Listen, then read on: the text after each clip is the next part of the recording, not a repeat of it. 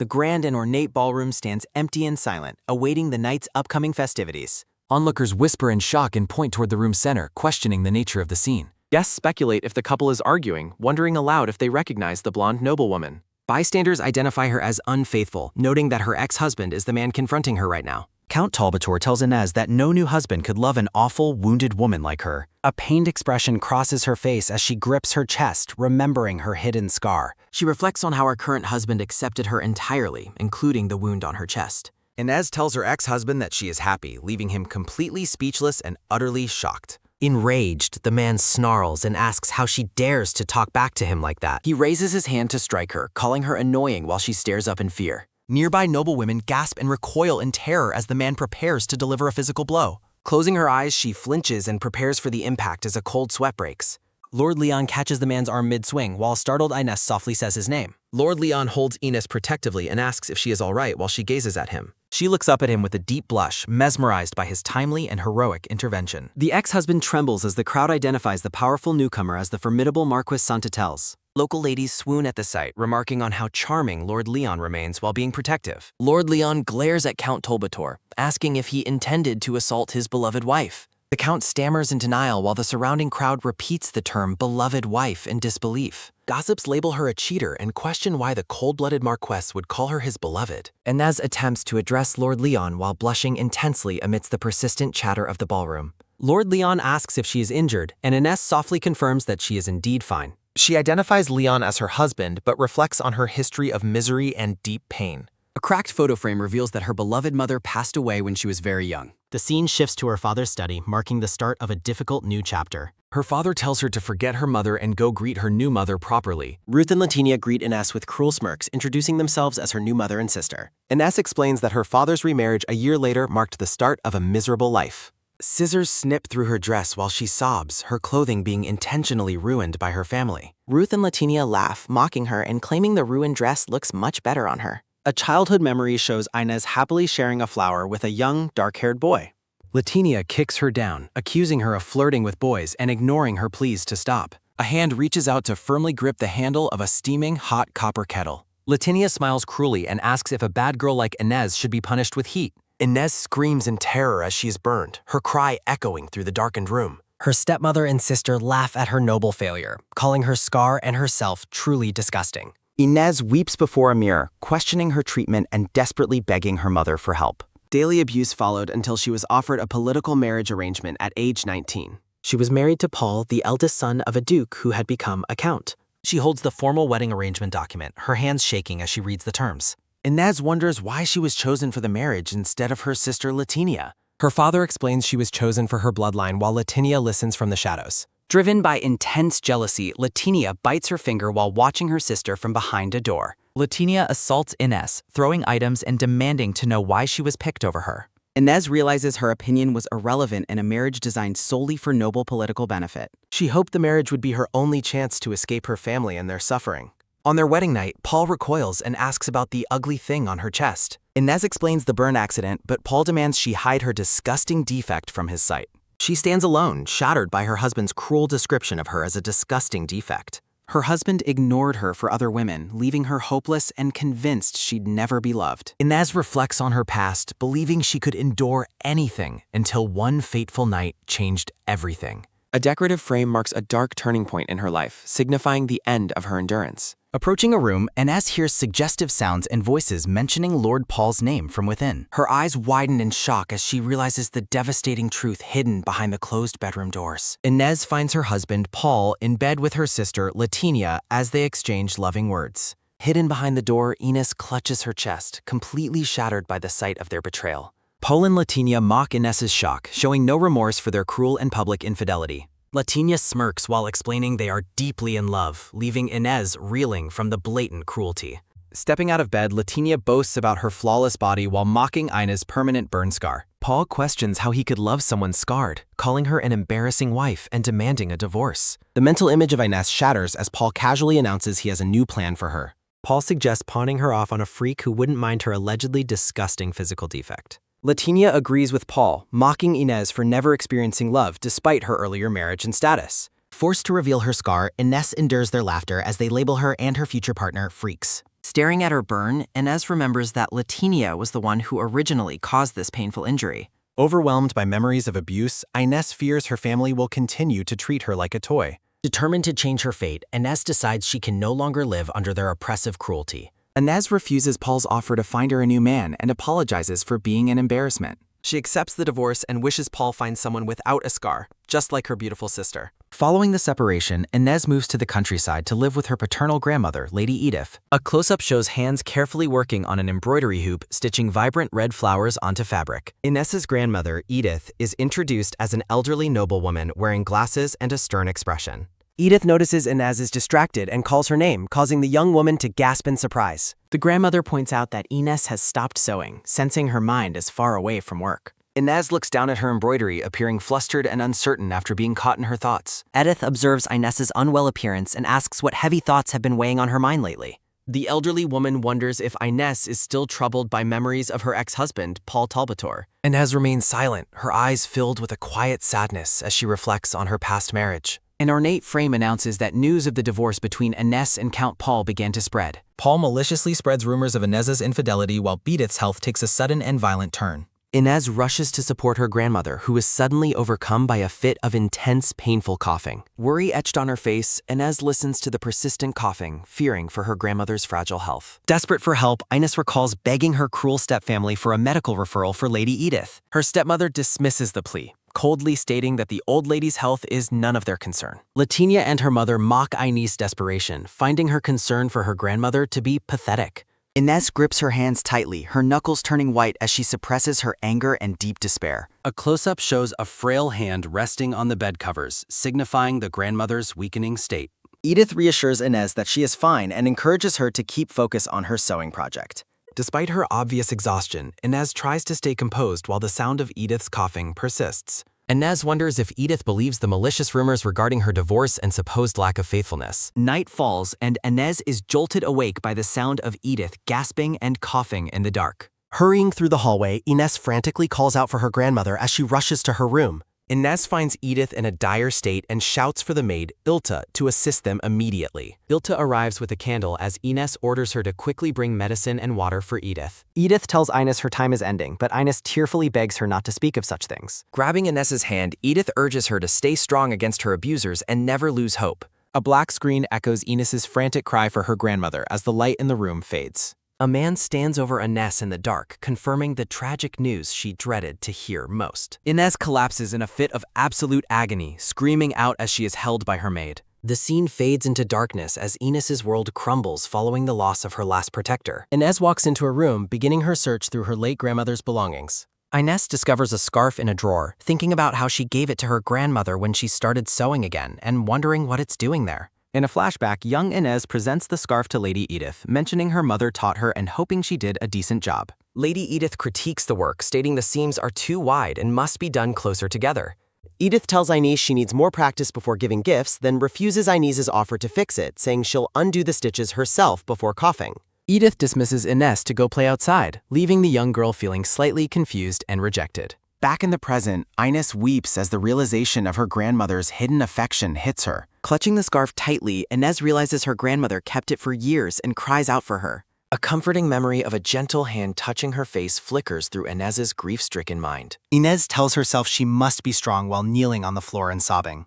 She resolves to live independently in the precious house her grandmother left to her. A sudden noise startles Inez, causing her to turn around and wonder what is happening. Her eyes widen in shock as she looks toward the source of the unexpected disturbance. Ruth and Latinia enter with a maid, commenting on the mansion's expensive furniture while Inez asks what they are doing there. Her stepmother, Ruth, wears a cruel and triumphant grin as she looks at Inez. Ruth claims the mansion is hers now and refuses to let anyone without a permit live there, leaving Inez confused. Inez gasps in disbelief, unable to process the sudden threat to her home and inheritance. Panic sets in as Inez realizes the document stating her rights to the mansion has vanished. While Inez searches the desk, Ruth reveals she has the property deed, shocking Inez, who wonders how she got it. Ruth lies, claiming Lady Edith sent the document to her to leave the mansion in her care. Inez refuses to believe the blatant lie, clutching her chest in emotional agony. She remembers a man handing her the document and delivering Edith's message that she should be happy in the house. Latinia challenges Inez to look at the document if she thinks they are lying. Latinia points out her own signature and their grandmother's signature on the forged document to prove her point. Inez observes the paper looks real and notices Grandma Edith's signature before looking at her maid, Ilta. Ilta turns away with a look of guilt, confirming her involvement in the betrayal. Inez realizes her stepmother used Ilta to steal the original deed and then forged a new one.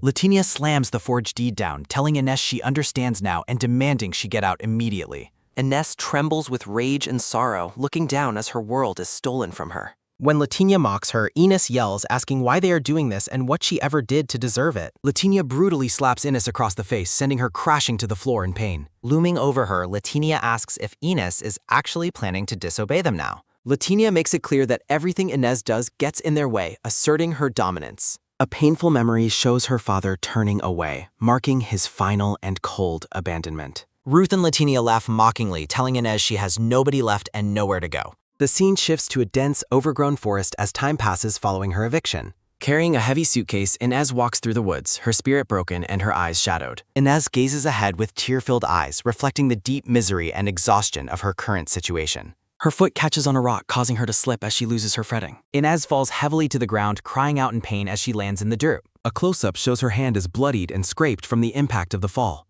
Kneeling in the dirt as rain begins to fall, Inez laments that she has nothing left. She drops her suitcase, completely giving up as the weight of her suffering becomes too much. Inez cries out that the situation isn't fair and that they have taken everything from her. She tearfully calls for her mother and grandmother, wondering how she can ever get her life back. Suddenly, a firm hand reaches out and grasps Ina's arm, interrupting her moment of despair. Lord Leon holds Inez protectively in the pouring rain, finally finding her in the wilderness. The view shifts to an ornate, gold-trimmed chandelier hanging from a grand decorated ceiling. Waking up in a luxurious blue canopied bed, Inez looks around and wonders where she is. Sparkling lights illuminate the high-class room, indicating she has been taken to a place of safety. Morning light streams through a decorative window, signaling a new day in a grand room. Inez wakes in a luxurious, blue canopied bed with bandaged hands and fresh, clean clothes. Looking at her treated hand, Inez realizes someone has cared for her while she slept. A clicking sound startles Inez, causing her to turn toward the entrance of the room. Leon notes that she is finally awake while Inez wonders how he knows her aim. Leon confirms he saved her after finding her fainted while visiting her late grandmother. Leon sits as Inez expresses her deep gratitude to the man who saved her life. Inez wonders why he was visiting her grandmother's house since the old woman recently passed. Leon reveals his true destination was Inez herself, leaving her confused and curious. Leon reaches into his pocket to retrieve an envelope, capturing Inez's full attention. Introducing himself as Leon, he explains that her grandmother requested his assistance for her. Inez repeats his name, staring at him as she begins to process his revelation. A sudden realization causes Inez to gasp as she connects his name to high society. Inez recalls Leon is the famous Marquess Santatellis, a man trusted by the king himself. Despite his status, he is known for being cold and distant from everyone around him. Looking at Leon, Inez wonders why such a powerful figure would want to help her. A close-up of Inez's eye reflects her growing suspicion and disbelief about the situation. Inez remembers her grandmother's promise that someone would eventually come to be on her side. Leon asks Inez why she fainted in such a place instead of being at her mansion. Inez hesitates to answer, her head bowed as she struggles to recount her painful eviction. A heavy silence fills the room as Leon watches Inez intently while she remains troubled. Leon remains silent, observing Inez with a calm and unreadable expression on his face. Leon says she doesn't have to tell him, but he suspects her stepmother evicted her. A letter addressed to the Marquess signifies Lady Edith's final act of protection for Inez. Moved to tears, Inez realizes her grandmother foresaw her plight and sought a protector. Clutching the bedsheets, Inez understands her grandmother knew the hardships that awaited her. Leon explains her grandmother was worried and distressed about being too old to protect her. Leon watches her with a look of quiet intensity, waiting for her reaction to his words. Inez gazes up at Leon, hope and uncertainty mingling in her wide purple eyes. Leon offers to use all his power to help Inez if she agrees to marry him. Stunned by the unexpected proposal, Inez stares at Leon with a look of complete bewilderment. Shocked by the marriage offer, Inez's mind reels from the sudden and life-changing deal. A flustered Inez blushes deeply and stammers in agreement, feeling overwhelmed by the Marquis's presence. Leon clarifies he wants her to act as his wife to silence those around him. Inez asks if he is suggesting they enter into a formal contractual marriage relationship. Leon confirms the arrangement, offering to reclaim her grandmother's mansion if she accepts the partnership. Leon extends his hand to Inez, waiting for her to accept his offer of partnership. Leon's intense gaze falls on Inez as he asks if she is all right with this. Leon asks if her abandonment and the theft of her inheritance fill her with frustration. Inez recalls her grandmother's final message to never lose hope, even in the darkest times. Contemplating the offer, Inez remains silent as she weighs the cost of her potential future. Leon acknowledges that her situation is frustrating while waiting for her final decision. Driven by a desperate need for justice, Inez vows to reclaim her grandmother's stolen mansion. Reaching out, Inez prepares to accept Leon's hand and enter into their life-changing agreement. Inez accepts the proposal and agrees to become his wife as they seal their deal. Leon immediately pivots to planning a visit to the family that cruelly discarded his new wife. Leon explains they must speak with her father, the Count, to finalize their marriage status. Leon insists on acting quickly to reclaim her grandmother's mansion as soon as possible. Startled by Leon's sudden determination, Inez prepares to face the family that once destroyed her. Leon concludes the negotiations, promising he will not go back on his word to her. The blonde girl expresses her gratitude and thinks about finally getting back her grandmother's mansion. The red-haired stepsister thinks about taking the mansion from them while glaring with suspicion. The Count stands in silence while the blonde girl thinks about needing to speak with him. The scene shifts to the architectural details and ornate balcony of the luxurious reception hall. Inez and Leon sit opposite the Count and his family to begin their formal meeting. The stepmother and her daughter appear visibly nervous and sweaty during the tense family meeting. The Count asks Marquess to repeat his previous statement while appearing noticeably unsettled. The blonde girl attempts to speak to her father but is interrupted by a gentle touch. Leon whispers to the girl, telling her to remain quiet and stay next to him. The blonde girl looks at the black-haired man and thinks of his name in awe. Leon formally asks for permission to marry Inez while the stepmother realizes she heard correctly. The stepsister clenches her dress and wonders how Inez is getting remarried to someone powerful. The Count questions the choice and asks if there are not plenty of other candidates. The stepmother mentions a failed marriage, but Leon asks what the problem is with her divorce. The stepmother claims the girl was unfaithful while the girl looks at her in shock.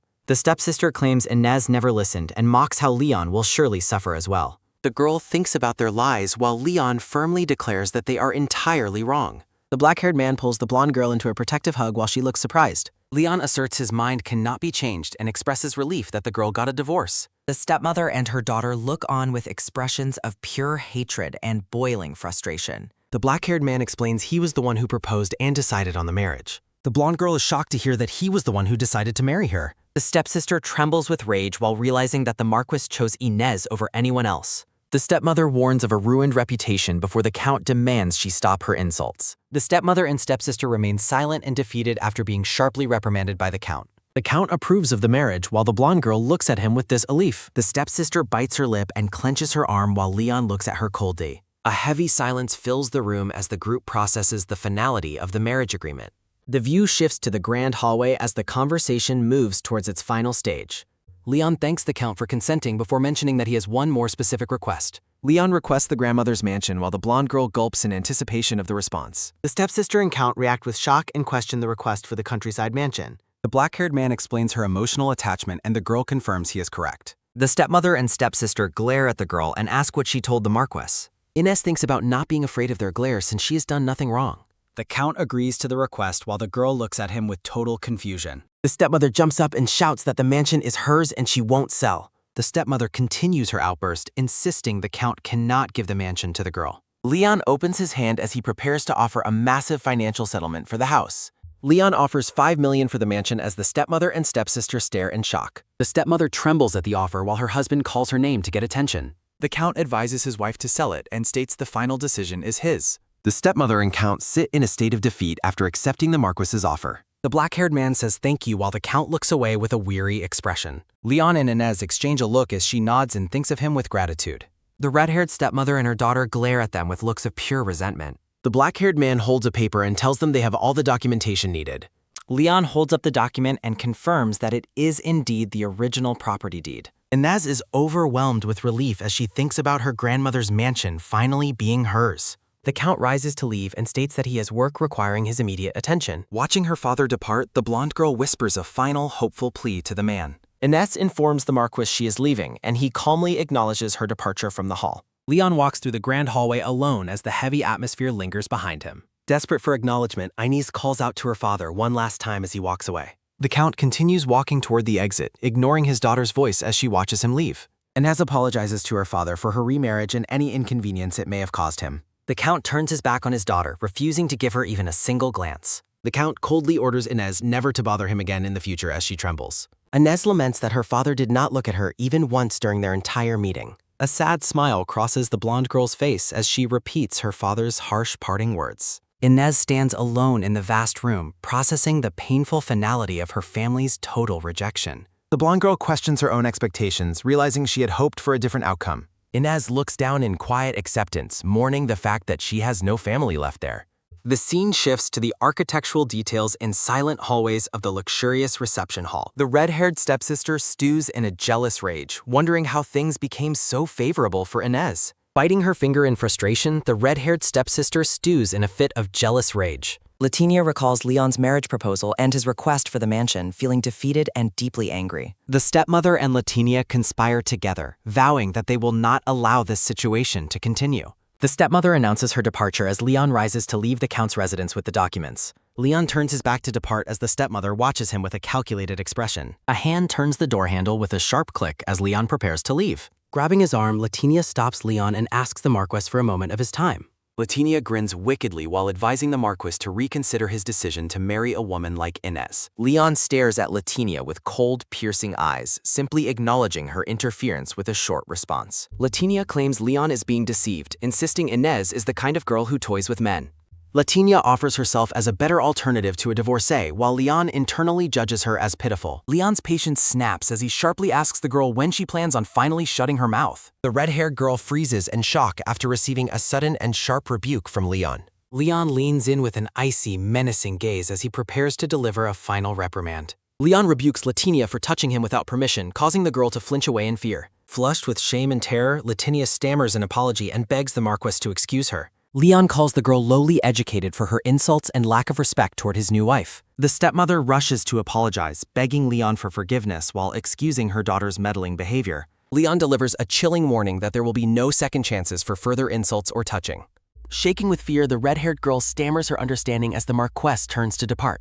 Seething with jealous rage, Latinia scratches at the floor while sitting in a state of defeat. The focus shifts to the ornate interior and bookshelves of the grandmother's countryside mansion. Leon and Inez arrive at the entrance of the house she has worked so hard to reclaim. Looking at the entrance, the blonde girl appears overwhelmed by the sight of her childhood home. Leon asks why Inez won't enter the house, and she apologizes for her sudden emotional hesitation. Inez thinks about how she never expected to be back here again, feeling completely stunned. Sunlight pours through the large windows, illuminating the interior of the long-abandoned family mansion. Moved to tears, Inez thanks the black-haired man for returning her grandmother's precious home to her. A genuine smile of relief and happiness finally lights up the blonde girl's beautiful face. Leon watches Inez in silence, his expression unreadable as she enjoys her long-awaited return home. Inez recalls a happy childhood memory of playing in the gardens with a bouquet of roses. Leon dismisses her gratitude as no big deal and leads her further into the mansion's interior. Entering the room, Inez stops in total disbelief and asks what has happened to the place. A look of total shock and confusion crosses the girl's face as she enters the mansion. Leon explains that his servants unfortunately sold all the art and furniture before he could arrive. Inez stares in shock as the realization of what has happened sinks in.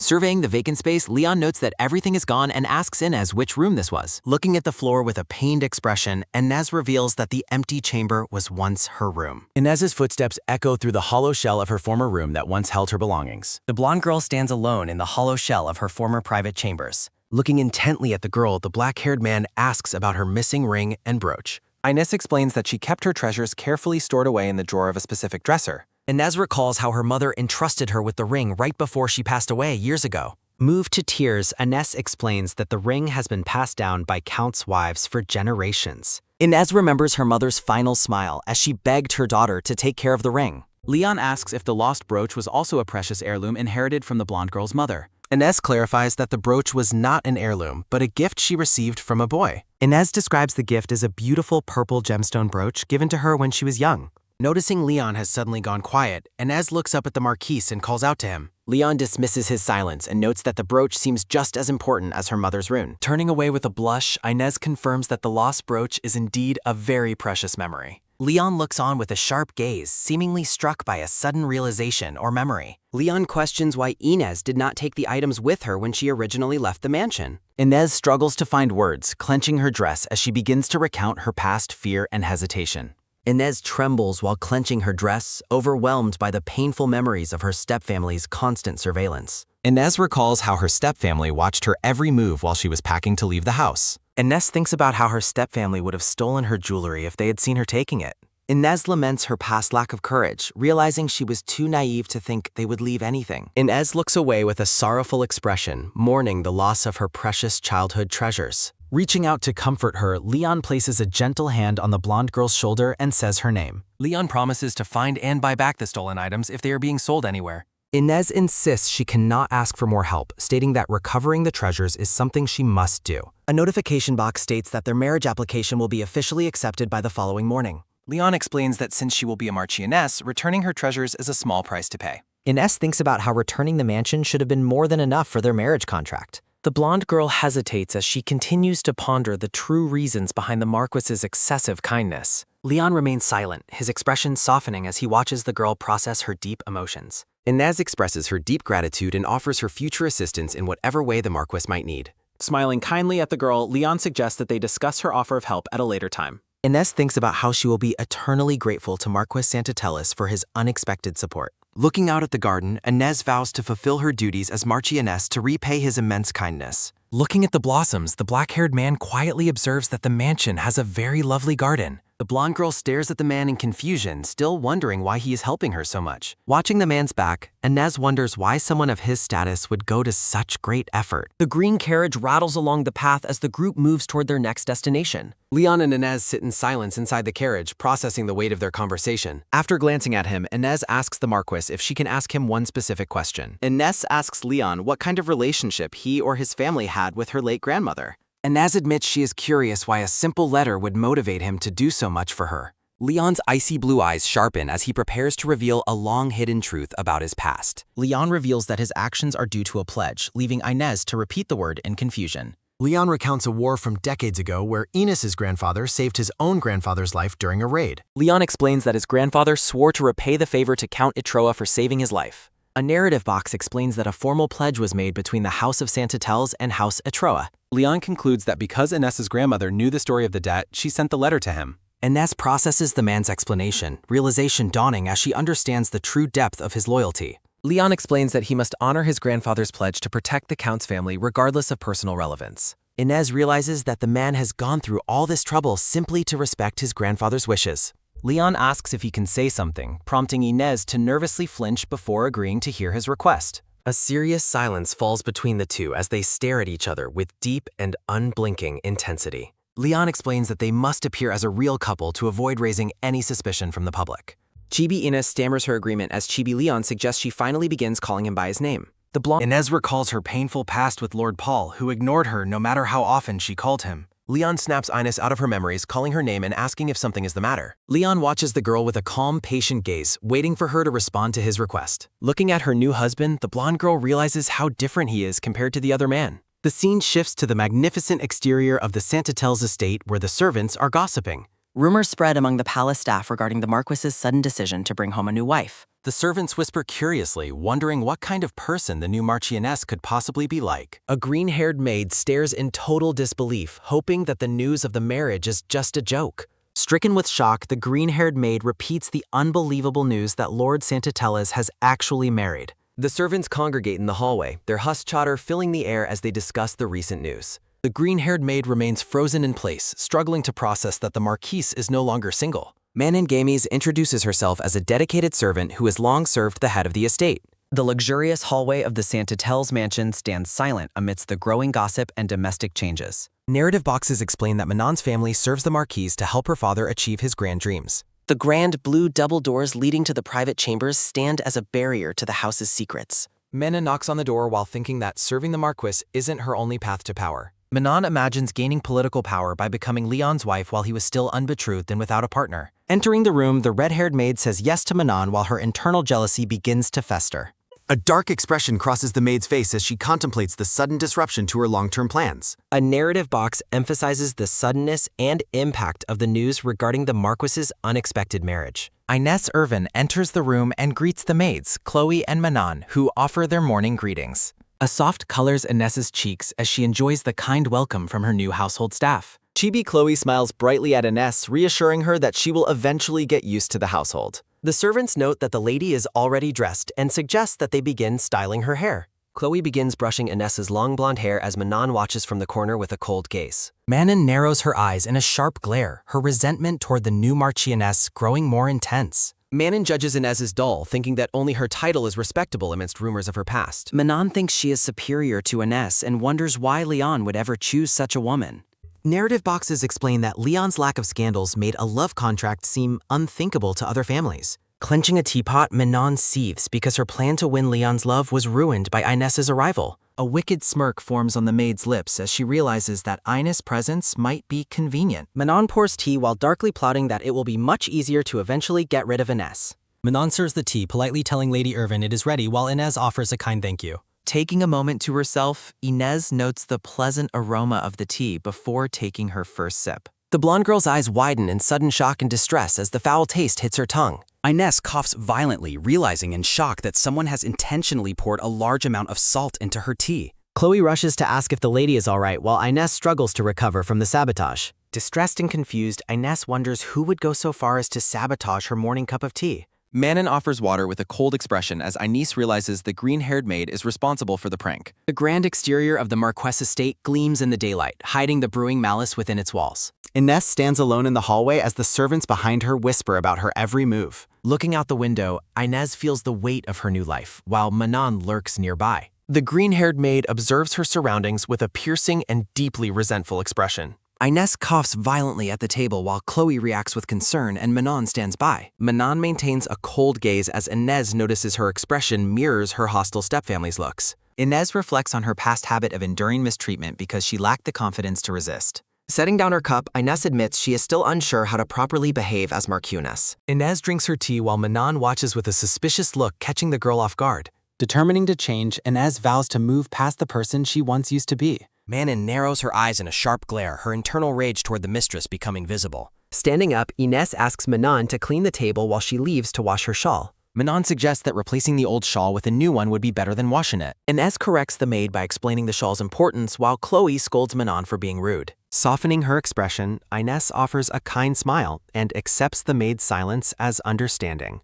As Inez leaves, Chloe offers to handle the laundry and help her mistress with the task. A sudden loud noise echoes as someone slams a door or object in heavy frustration. Manon clicks her tongue and clenches her fist, her bitter resentment reaching a new peak. The scene shifts to the elegant mansion hallway, bathed in a soft blue way. Narrowing her eyes, Inez wonders if Manon was responsible for the tea sabotage earlier. Chloe confirms she noticed Manon's dirty looks, acknowledging the hostilities shown since Inez arrived. Chloe gently suggests that it might be best to discuss the maid's behavior with Leon. At the mention of Leon's name, Inez blushes as she thinks about her relationship with him. Inez decides against reporting the issue, feeling she has already caused Leon enough trouble.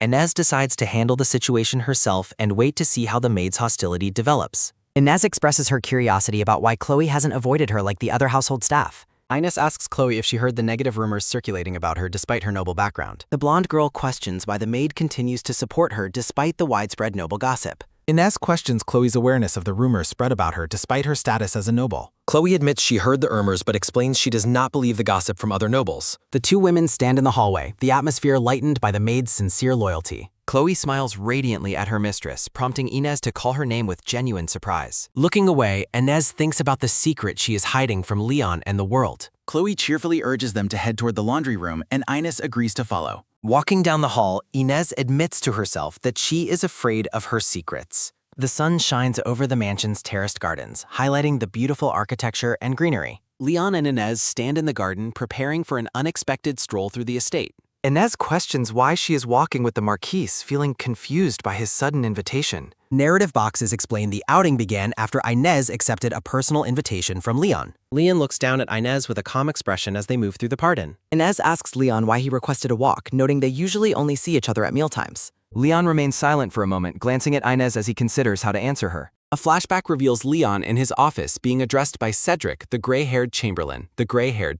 Cedric advises Leon to spend more time with Inez so she doesn't misunderstand his intentions while Leon listens awkwardly. Inez reacts with surprise upon learning that the Chamberlain was the one who suggested the walk. Leon explains that since he proposed the marriage contract, he should not leave her feeling isolated. Leon offers a sincere apology for not making enough time for Inez, shocking the girl. A chibi scene depicts the serious Marquess looking at the startled blonde girl during his apology. Inez giggles and thanks Leon for his concern as the tension between them finally softens. Looking at Leon, Inez concludes he isn't the cold-blooded man the rest of society believes. The pair continues their walk, their silhouettes framed by the vibrant green hedges of the estate. Inez's heart beats faster as she blushes, her gaze fixed on Leon with newfound excitement. Manon stares with a pale face, coldly asking if the Marchioness requires any more. Inez bites her lower lip, clearly distressed by her own lingering secrets. Forcing a bright smile, Inez reassures Leon that everything is fine and she has no problems. Leon studies the blonde girl's face with a quiet, analytical gaze, sensing her hidden unease. Cedric interrupts the quiet moment, informing the Marquess that it is finally time for his appointment. Walking toward the Chamberlain, Leon acknowledges the schedule while Inez watches him prepare to depart. Leon promises to return for dinner before leaving Inez alone in the vibrant estate garden. The scene shifts back inside to the mansion's opulent hallway, bathed in a regal light. Two maids discuss how picturesque the couple looked while strolling together through the garden earlier. Manon abruptly enters the hallway, questioning the other maids with a cold and demanding tone. The servants gossip about Inez's unexpected kindness, noting her modesty despite the cruel rumors. Manon's eye narrows into a sharp, hateful glare as she listens to her peer's price. Narrative boxes reveal Manon's spiteful belief that Inez is merely faking misery to gain sympathy. Manon clenches her apron, determined to find a way to stop the household from accepting Inez. A sudden, sharp realization crosses the green-haired maid's face as she considers a new plan. Manon notes that Inez's refusal to let others help her dress suggests she is hiding something. A wicked smirk forms on Manon's face as she plots to eventually get rid of Inez. The scene moves to a formal reception room lined with tall bookshelves and ornate decorations. Leon and Inez sit across from a guest while Manon stands behind her family member. Zenard Gamies, Manon's father, offers his congratulations on the Marquess's sudden marriage to Lady Irvin. Zenard praises Inez's beauty and expresses his jealousy of Leon's good fortune in his marriage. Leon stoically thanks the man for his kind words while maintaining his usual serious demeanor. Ornate dresses and a luxurious vanity set are presented as celebratory gifts for the new Marchioness. Zenard urges Leon to accept the items as tokens of the strong alliance between their houses. Gesturing toward the vanity, the man mentions they brought various other items for the household. A speech bubble encourages the staff to join Inez in inspecting the newly arrived gifts. Manon mentions her father prepared everything specifically so the entire household could join the celebration. Leon sighs and questions the necessity of gathering all the servants together for the occasion. Leon grants permission, and the maids squeal with joy as they flock toward the expensive gifts. The servants gather around a table overflowing with high-class hots and various luxury accessories. Hushed exclamations of wonder fill the room as the maids marvel at the quality of items. Narrative bubbles explain that these specific high-class gifts were meticulously prepared for the Marchioness. Manon leads Inez toward the gifts, emphasizing that her father provided only the finest items. Inez looks overwhelmed as Manon presents a selection of vibrant, elegant gowns for her approval. Inez politely declines the offer, but Manon suddenly grabs her hand with a forceful grip. Grinning wickedly, Manon suggests she has something Inez will like while the girl looks terrified. A narrative bubble echoes Inez's growing dread, questioning what the maid is truly planning. Manon suggests a specific dress, insisting that the chosen garment will definitely suit the lady. Manon holds up a light lavender gown while Inez stares with a pale, haunted expression. Inez clenches her own clothing, desperately insisting that a dress like that would never suit her. A narrative bubble reveals Manon's conviction that the girl's refusal proves she is hiding something. Manon grabs Inez's wrist, forcefully telling her to try the dress on before making a decision. Trembling, Inez firmly declines the request while struggling to pull her arm away from the maid. Manon offers to help her change while suspiciously questioning why Inez refuses to try on clothes. A close-up shows Manon's hand gripping Inez's arm tightly as her expression becomes increasingly menacing. Inez realizes Manon is trying to expose her scar while the maid asks what is wrong. Looking down in gloom, Inez worries that her silence will only fuel Manon's malicious suspicions. Manon narrows her eyes, suggesting that perhaps Inez is keeping secrets from her husband, Leon. Manon aggressively pulls at Inez's clothing, demanding that she change into something else right there. Inez gasps in pure terror as the maid forcefully begins to strip her of her dress. A horrifying memory surfaces of Inez's stepsister smiling cruelly while holding a scalding hot kettle. Inez screams in absolute terror as a traumatic memory causes her to lose all control. Manon finds the floor to be an excellent place for some dramatic flair while servants murmur. Gasping for breath, Inez holds her hands out defensively while others question her sudden reaction. Chloe dashes toward her mistress while Manon remains on the floor with the fallen dress. Zenard Gamies looks on in surprise while Leon enters the room to investigate the commotion. Chloe supports the panting Inez as Leon watches the scene with a deeply concerned expression. Zenard helps Manon stand as she points a finger to blame Lady Irvin for everything. Manon claims that Inés pushed her for no reason, sparking shock among the various onlookers. Zenard accuses Inés of unprovoked violence while Manon was simply trying to assist her. Inés stares blankly, her mind racing as she tries to process the malicious, false accusations. Clutching her collar, Inés fears that explaining herself would force her to reveal her secret.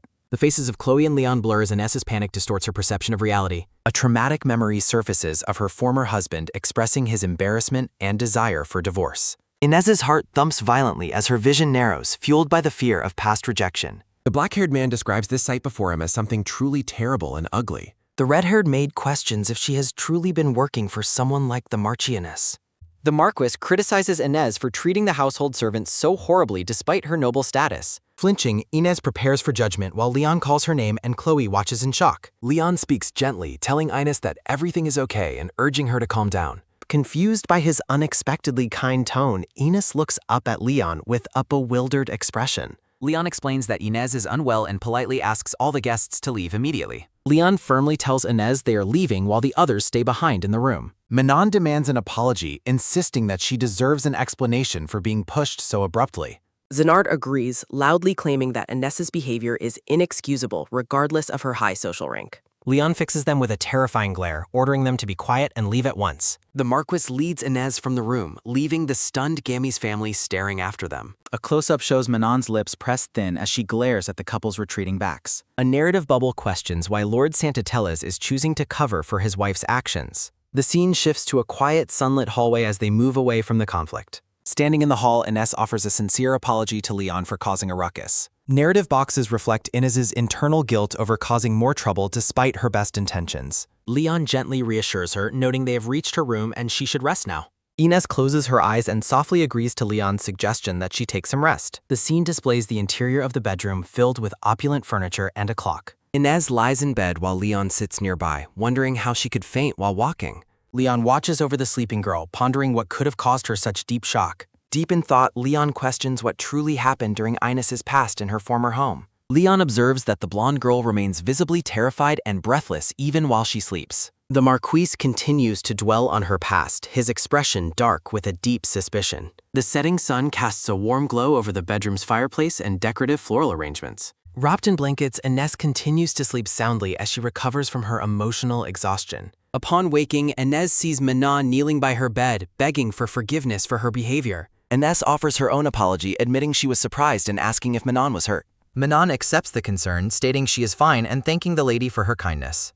The maid explains she was ordered to stand down and prepares to leave the room. A single speech bubble questions why the maid acted the way she did earlier. Sitting up in bed, Inés directly asks Manon what she was truly trying to do. Manon claims she was trying to know her better, but admits she was far too assertive. Sunlight streams through an arched window, illuminating the quiet and luxuriously appointed room. Seated by the window, Inés quietly reads a book as the atmosphere in the mansion settles. Chloe smiles brightly, her face framed by a soft background of blooming yellow flowers. Chloe informs Inés that Lord Santatellas has granted permission for her to end her recovery today. Chloe suggests the blonde girl try doing some embroidery outside to enjoy the fresh air. The red-haired maid cheers excitedly, eager to head out into the mansion's beautiful gardens. Chloe giggles happily while raising her hand, celebrating the chance to go outdoors. Inés feels a wave of guilt, silently apologizing for causing Chloe so much worry lately. A wide view displays the grand estate's exterior, overlooking the manicured garden and pathways. Sunlight bathes a white, ornate garden gazebo situated in a quiet corner of the grounds. Seated in the garden, Inés notes that Manon has been keeping a distance since their confrontation. Inés sighs, fearing that her traumatic past will repeat as long as Manon remains nearby. Holding her embroidery hoop, Inés dreads the possibility of Leon becoming cruel like her former husband. A dark, swirling abyss of ink reflects the heavy and somber atmosphere of her thoughts. A flashback reveals Paul cruelly mocking her, claiming he could never love someone with a scar. A thought bubble emphasizes her conviction that such a betrayal would surely break her heart again.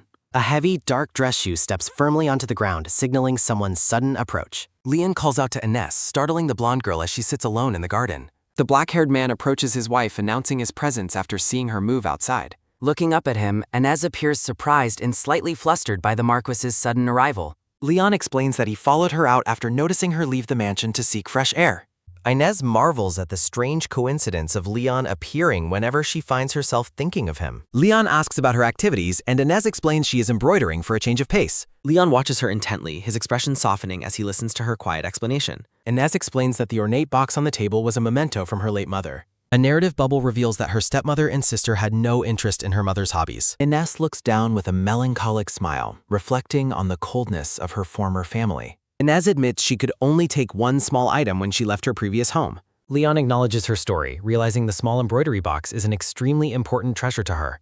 Smiling gently, Inez confirms the box is a precious link to her mother's memory. A bright, warm light illuminates Inez's face as she offers a sincere and peaceful smile. A close-up focuses on Leon's blue eye as he observes his wife's genuine expression. A thought bubble expresses a silent resolve to avoid reopening any of the girl's old wounds. Leon takes a sip of tea and gently asks Inez if she is feeling better today. Inez confirms she feels much better, noting that a few days of rest helped her recover. Putting his cup down, Leon probes further, asking if there is anything else bothering Mar. From a distance, servants watch suspiciously, fueling Inez's belief that they are now scared of her. Inez claims she is accustomed to gossip and false accusations after living through them for years. Feeling unworthy, Inez apologizes for their arrangement and for any inconvenience her presence has caused him. Leon stops in his tracks, looking genuinely confused as to why she would apologize to him. The black-haired man looks pained, insisting that she has never been an inconvenience to him. Leon urges her to speak up and fight back instead of accepting the cruel things others say. Promises of protection cause Inez to blush as Leon vows to stand by her side regardless.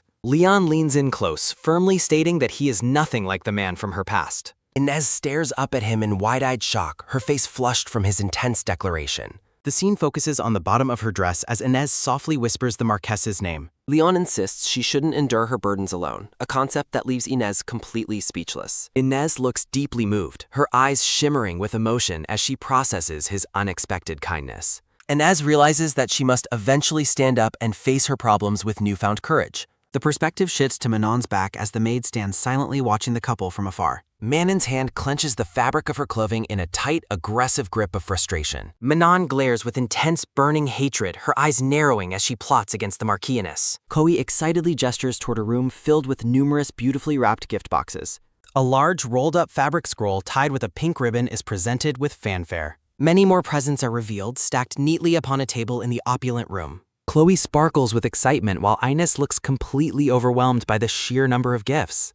The red-haired maid explains that all these items are gifts from Lord Santatel's for her. Chloe informs Inez that the Marquess has been thoughtful enough to provide many surprises today. A narrative bubble reveals that Leon also placed a book about embroidery in the library. The black-haired man asks if she enjoys embroidery, and she confirms that she does. A close-up of Inez's face shows her looking touched by the Marquess's thoughtful consideration. Inez expresses a strong desire to thank Leon for providing all of these wonderful gifts. Chloe enthusiastically suggests that Inez should create a piece of embroidery as a return gift. A close-up displays Inez's widened eye, conveying her surprise at the suggestion of a gift. Chloe praises her skills while a blushing Inez modestly thanks her for the high compliment. Inez smiles softly and decides to proceed if it will bring the Marquess any joy. A speech bubble notes that they must organize all the gifts before she can start. The girls look at the cluttered room, feeling exhausted by the task of tidying up. Standing in the grand room, Inez asks Manon if she can also help with the organization. The green-haired maid politely agrees to assist her mistress with the task of sorting gifts. Inez resolves to stand her ground and face whatever challenges come her way this time. A close-up shows the green-haired maid casting a sharp and malicious glare toward the lady. The ornate embroidery box belonging to Inez's mother sits prominently atop a decorated white table. Manon's expression remains cold and calculating as she stands alone in a dark, swirling void. The scene focuses on the empty table where the precious box was previously located. Panicking, Inez realizes that the box is missing and frantically searches the room for it. Inez searches everywhere but cannot find any sign of the box in the surrounding area. Distraught, Inez shouts that her mother's embroidery box is gone as she searches her bedding. Inez informs the maids that the box is not in the closet or anywhere nearby. Breathing heavily, Inez looks increasingly distressed as the realization of the loss sets in. A narrative bubble recalls that the box was definitely there before she visited the library. A mental image depicts the precious embroidery box sitting safely on the table earlier. Narrative boxes recall that she spent several hours in the room with Chloe earlier that afternoon. She remembers Chloe leaving for tea and Manon departing to perform her various maid chores. Inez tells the maids to search the room again while she checks with other people. Ines considers whether another person might be responsible as a silhouette of a brown-haired maid appears. Ines instructs Chloe and Manon to search the room again while she investigates elsewhere. The green-haired maid walks away silently, her back turned to the worried Marquesans. Manon smirks mockingly as she departs, clearly finding amusement in her mistress's growing distress. Outside, Inez kneels by the bushes, frantically searching through the leaves for her lost treasure. Looking worried, Inez continues to wonder where her mother's precious box could have gone. Chloe and a dark-haired servant watch from a distance as Inez continues her desperate search. Inez thinks about her determination not to lose anything else that she holds dear. Despite her fear, Inez looks determined to recover the only link to her late mother.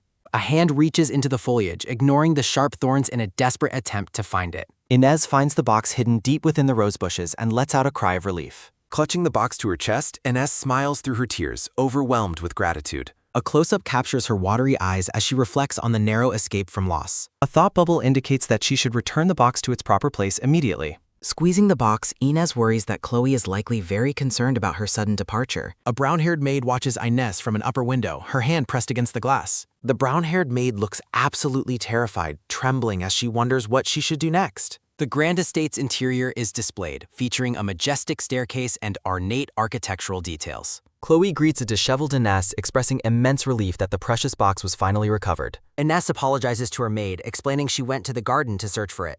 Chloe insists on taking her mistress away immediately to help her wash up and change. An ornate hallway stands silent, showcasing the mansion's luxurious and detailed interior design. Chloe kneels before Inez on a sofa, meticulously tending to her dirtied and damaged dress. A close-up captures Inez's eye as someone calls her name, interrupting the quiet moment. Leon appears, looking stern as he demands to know what she is doing in there. Inez stands up to greet her husband, acknowledging his presence with a soft, respectful greeting. Leon sighs and lifts Inez's chin, gently urging her to tell him what is wrong. Leon continues to prompt her for an explanation, maintaining his intense focus on her face. Inez looks up at him with shimmering eyes, appearing surprised by his concerned approach. Chloe expresses outrage over the box being thrown away, while Leon is visibly troubled. Chloe whispers a suspicion about the culprit to Inez, despite the person's earlier denial. Leon remains stoic while Nemo, the brown-haired maid, trembles in fear while spying from afar. The scene shifts to an opulent bedroom, emphasizing the grandeur of the Marquess's estate. Inez tells Manon that she searched the garden for her box, which ruined her dress. Manon asks about the box and feigns ignorance about who would commit such a deed. Inez echoes the green-haired maid's question, her gaze narrowing as she considers the hidden culprit. Inez decides to assemble everyone to inform them that her precious treasure has been found. Manon panics internally, desperately urging her mistress not to make such a scene of it. Inez insists on being polite and informing everyone since she caused so much trouble earlier. The blonde girl resolves to question the staff again to see if anyone knows anything. Inez smiles gently at Manon, asking her to share any information she might eventually remember. Manon agrees to share any new discoveries, hiding her inner turmoil behind a polite facade.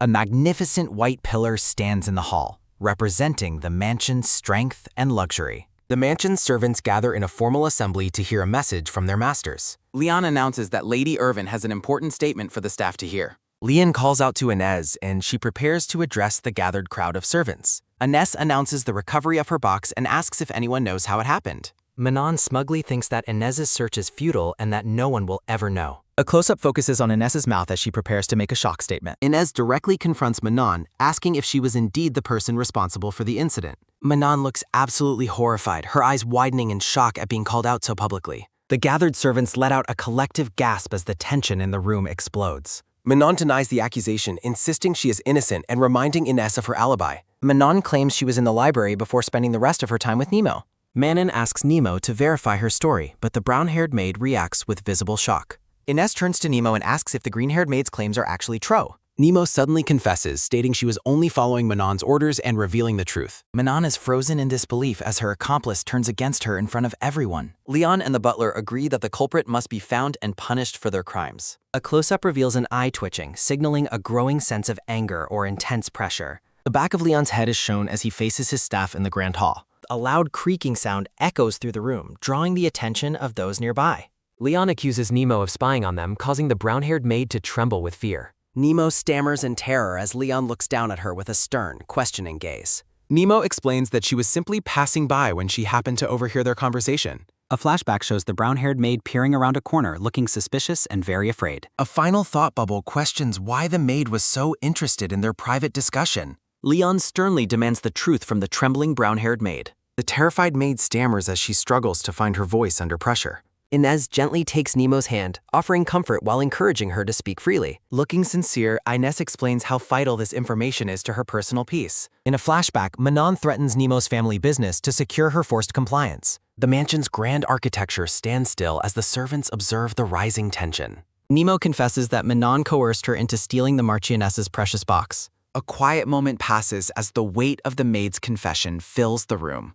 The brown-haired maid looks distraught while detailing the circumstances of the theft. The dialogue confirms that Manon used threats to orchestrate the removal of the box. Inez questions the specifics of the coercion regarding Nemo's father and his jewel business. Nemo explains how she discarded the box in the garden on Manon's direct orders. A stern Inez confronts Manon, asking for an explanation for these serious accusations. Manon's face contorts with hidden rage as she clenches her hand in frustration. Addressing the staff, Inez highlights the calculated nature of Manon's attempts to frame her. Manon brazenly denies everything, dismissing the maid's detailed testimony as complete nonsense. Nemo reacts with visible shock as her accomplice publicly lies about their shared actions. A narrative bubble reveals Manon's internal belief that Inez is merely seeking sympathy. Inez looks deeply hurt, questioning the lengths Manon will go to cause her humiliation. A firm voice from the crowd confirms that the maid's testimony is actually true. Buden, the elderly caretaker, steps forward to verify the events of that afternoon. The caretaker confirms he personally witnessed Manon in the garden during the incident. The afternoon sun illuminates the Grand Estate's garden where the box was found.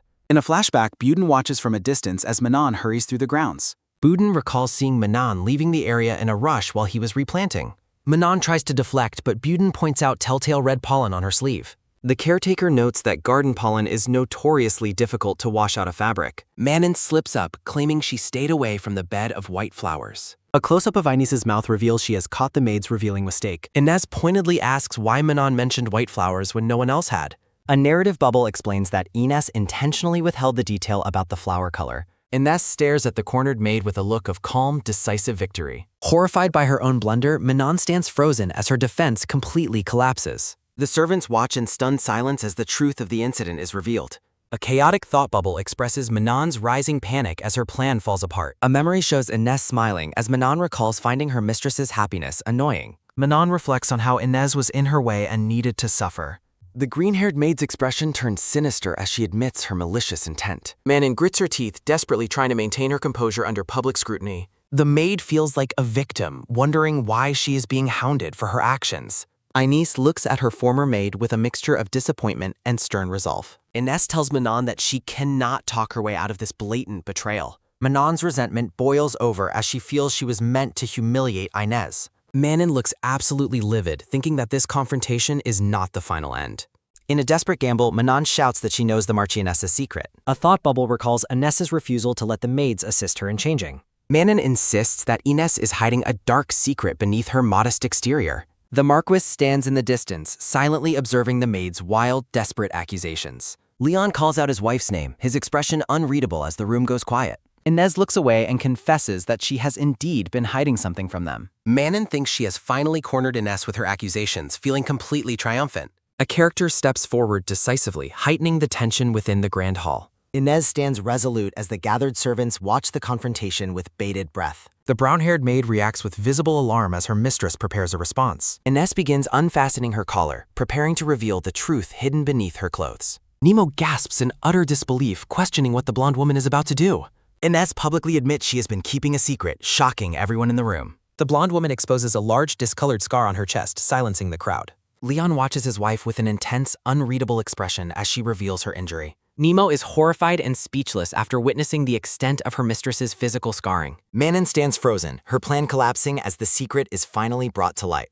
Inez apologizes for her secrecy, explaining her deep fear that others would despise her. Standing vulnerably before the household, Inez finally releases the burden of her past fears. A heavy silence fills the room as the servants process the weight of her confession. Manon sneers maliciously, refusing to offer any apology for forcing the public revelation. The green-haired maid continues her verbal assault, accusing Inez of joining the household deceptively. Manon insults her mistress's appearance and claims that many others suspect her of unfaithfulness. Inez firmly denies the allegations, asserting she has never hurt or betrayed anyone's trust. Vowing her future loyalty, Inez promises to remain faithful to her husband and staff.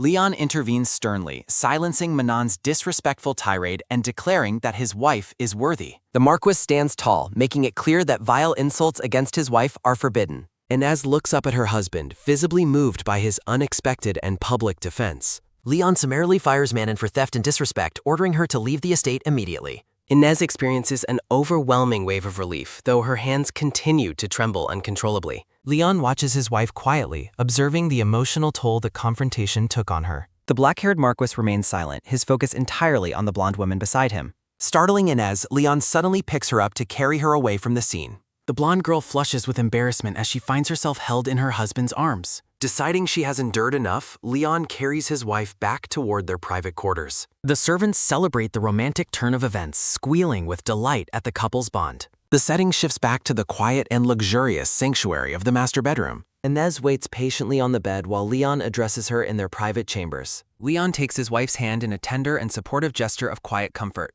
Leon reveals he noticed her tremors, causing Inez to realize he carried her out of concern. Inez internally admits she expected an interrogation about her scar rather than this simple kindness. Smiling through her tears, the blonde woman expresses her sincere gratitude for his protection. Leon dismisses her thanks, but Inez insists there are many reasons for her gratitude. Inez explains that Leon's support gave her the courage to finally stand up for herself. Reflecting on her growth, Inez realizes she would still be weak without her husband's presence. The black-haired man listens intently as his wife shares her heartfelt feelings of appreciation. Chloe interrupts the private moment, calling out to her master from the room's entrance. The maid informs them that she has brought fresh clothing for Inez to change into.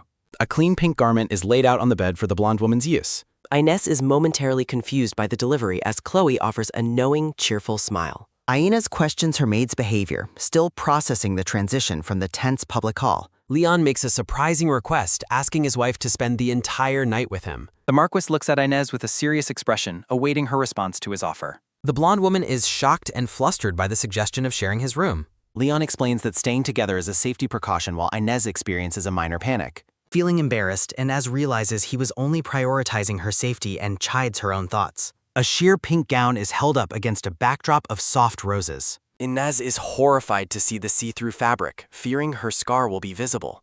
Desperate to escape the situation, Inez tells Leon she should sleep in her own room. Leon bluntly asks his wife if she is hesitating because of her physical scar. Inez is stunned by his direct question, her purple eyes wide with sudden apprehension. Reassuring her, Leon offers to wait outside if his presence makes her feel uncomfortable. Leon turns to leave, giving her privacy to change into her evening attire. Watching him walk away, Inez worries that he will eventually find her scar repulsive. She recalls Leon's earlier vow to protect her no matter what happens in the future. Realizing Leon is truly different, Inez drops the sheer pink nightgown to the floor. Inez rushes forward, her red shoes clicking as she tries to catch her husband. Reaching out, the blonde woman desperately calls for Leon to stop and wait for her. The Marquess stops and looks back, his blue eyes showing a hint of surprise. Confronting her fear, Inez pulls open her collar to show the discolored scar on her chest. The black-haired man stands perfectly still as his wife prepares to share her deepest shame. Inez stands vulnerably before Leon, finally showing him the extent of her past trauma. A flashback reveals Latinia causing the injury while Paul mocks Inez for her appearance. Trembling with emotion, Inez apologizes for keeping the truth hidden from him for so long. Tears well up as she admits her fear of being neglected and discarded again. She thinks that rejection would make her entire existence as a woman feel completely meaningless. Leon reaches out and firmly grabs Inez's hand, stopping her from pulling away. The Marquess pulls her closer, looking at the wound with a calm, somber intensity. Gasping at the sight, Leon describes the injury as a truly nasty and painful wound. He asks her how she could have possibly managed such immense suffering all by herself. Inez stares at him, her eyes glistening with tears as she hears his compassionate words. Leon firmly states that the scar does not diminish her beauty or her personal value. Pulling her into a warm embrace, Leon declares that he accepts her as his wife. Leon emphasizes that he is nothing like Paul, promising a different life for them. The couple stands close together, surrounded by the symbolic blooming of blue flowers. The scene focuses on the blonde woman's collar as she leans into her husband's strength. Overcome with relief, Inez hugs Leon back, her face buried against his chest. Inez asks for his permission to finally be his real and legitimate wife in every way. In the quiet moonlit room, Leon guides his wife toward the comfort of their bed. The Marquess gazes at her with deep affection, his expression softened by their shared intimacy. Leon asks for permission to kiss her, and Inez responds with a small, shy nod. The couple shares a tender kiss, finally closing the emotional distance between them. They lose themselves in the moment, their bond strengthening with every gentle touch. Leon trails kisses down her neck, showing his devotion through soft, lingering contact. Leon asks to kiss her scar, and she agrees as he lowers the gown strap. Ines lies on the bed, blushing as she experiences true acceptance for the first time. Reassuring her, Leon promises he will never do anything to cause her any harm. He leans down to kiss her forehead, providing a sense of safety and unconditional love. Leon gently kisses the scar on her chest, treating the once-hated mark with reverence. The delicate lace of the pink nightgown contrasts with the skin Leon is kissing. While they are together, Leon notices Ines's hesitation and asks what is wrong.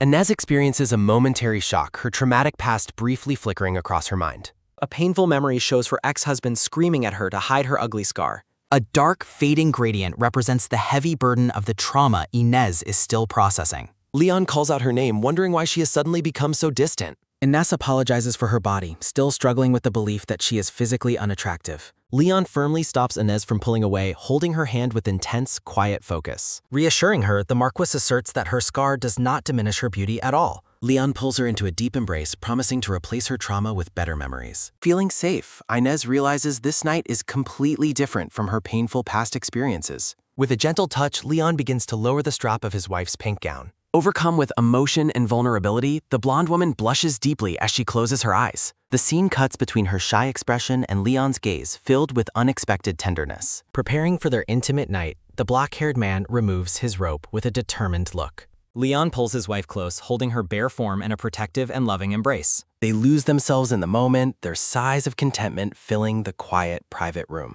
Leon leans down, his lips meeting hers as they finally consummate their marriage with love. The couple whispers each other's names, finding solace and acceptance in their shared physical touch. A tender kiss seals their bond, erasing the distance that once stood between the two. Ines experiences true intimacy for the first time, her blonde hair spreading across the soft pillows. Morning light illuminates the grand window, marking the start of a peaceful new day together. The couple sleeps soundly under the covers, exhausted but finally at peace with one another. Leon wakes first, reflecting on the profound and unexpected feelings he now has for Ines. He thinks about how her grandmother's letter ultimately saved her from a much darker fate. A fleeting memory of a younger version of his wife passes through the man's mind. Leon admits his curiosity about her has deepened after seeing the truth of her past. Touching her chest gently, Leon laments the physical and emotional wounds others inflicted on her. The Marquess watches over his sleeping wife, his expression softened by a newfound sense of devotion. Leon makes a silent, solemn vow to protect the blonde woman with his own hands. Later that morning, the couple encounters Chloe in the hallway of their luxurious estate. Ines approaches the red-haired maid, who looks up with a mixture of surprise and curiosity. The blonde woman makes a formal request for Chloe to assist her in getting dressed. Ines smiles warmly at the loyal maid, offering her a position of much greater trust. When Ines asks if she can be relied upon, Chloe is momentarily stunned by the offer. Overwhelmed with joy, the red-haired maid tearfully and enthusiastically accepts the new responsibility. Ines looks on with mild confusion as her maid bursts into loud, emotional sobs. Chloe wipes away tears of pure happiness, grateful to finally be truly accepted by her mistress. The blonde woman gazes at her friend with kindness, happy to have found a loyal ally. Leon observes the touching scene with a subtle, approving smile, pleased with his wife's growth. The grand architecture of the manor stands silent as the daily household routines begin. Walking down the stairs, Ines decides it is time to personally thank the entire staff. She pauses at the landing, spotting the disgraced Manon being escorted out by the guards. The green-haired maid looks back, her expression a mix of defeat and lingering, bitter resentment. Noticing her former mistress watching, the maid's eyes fill with a sharp, venomous glare. Manon mockingly asks why she is there, but Ines calmly states she is just passing.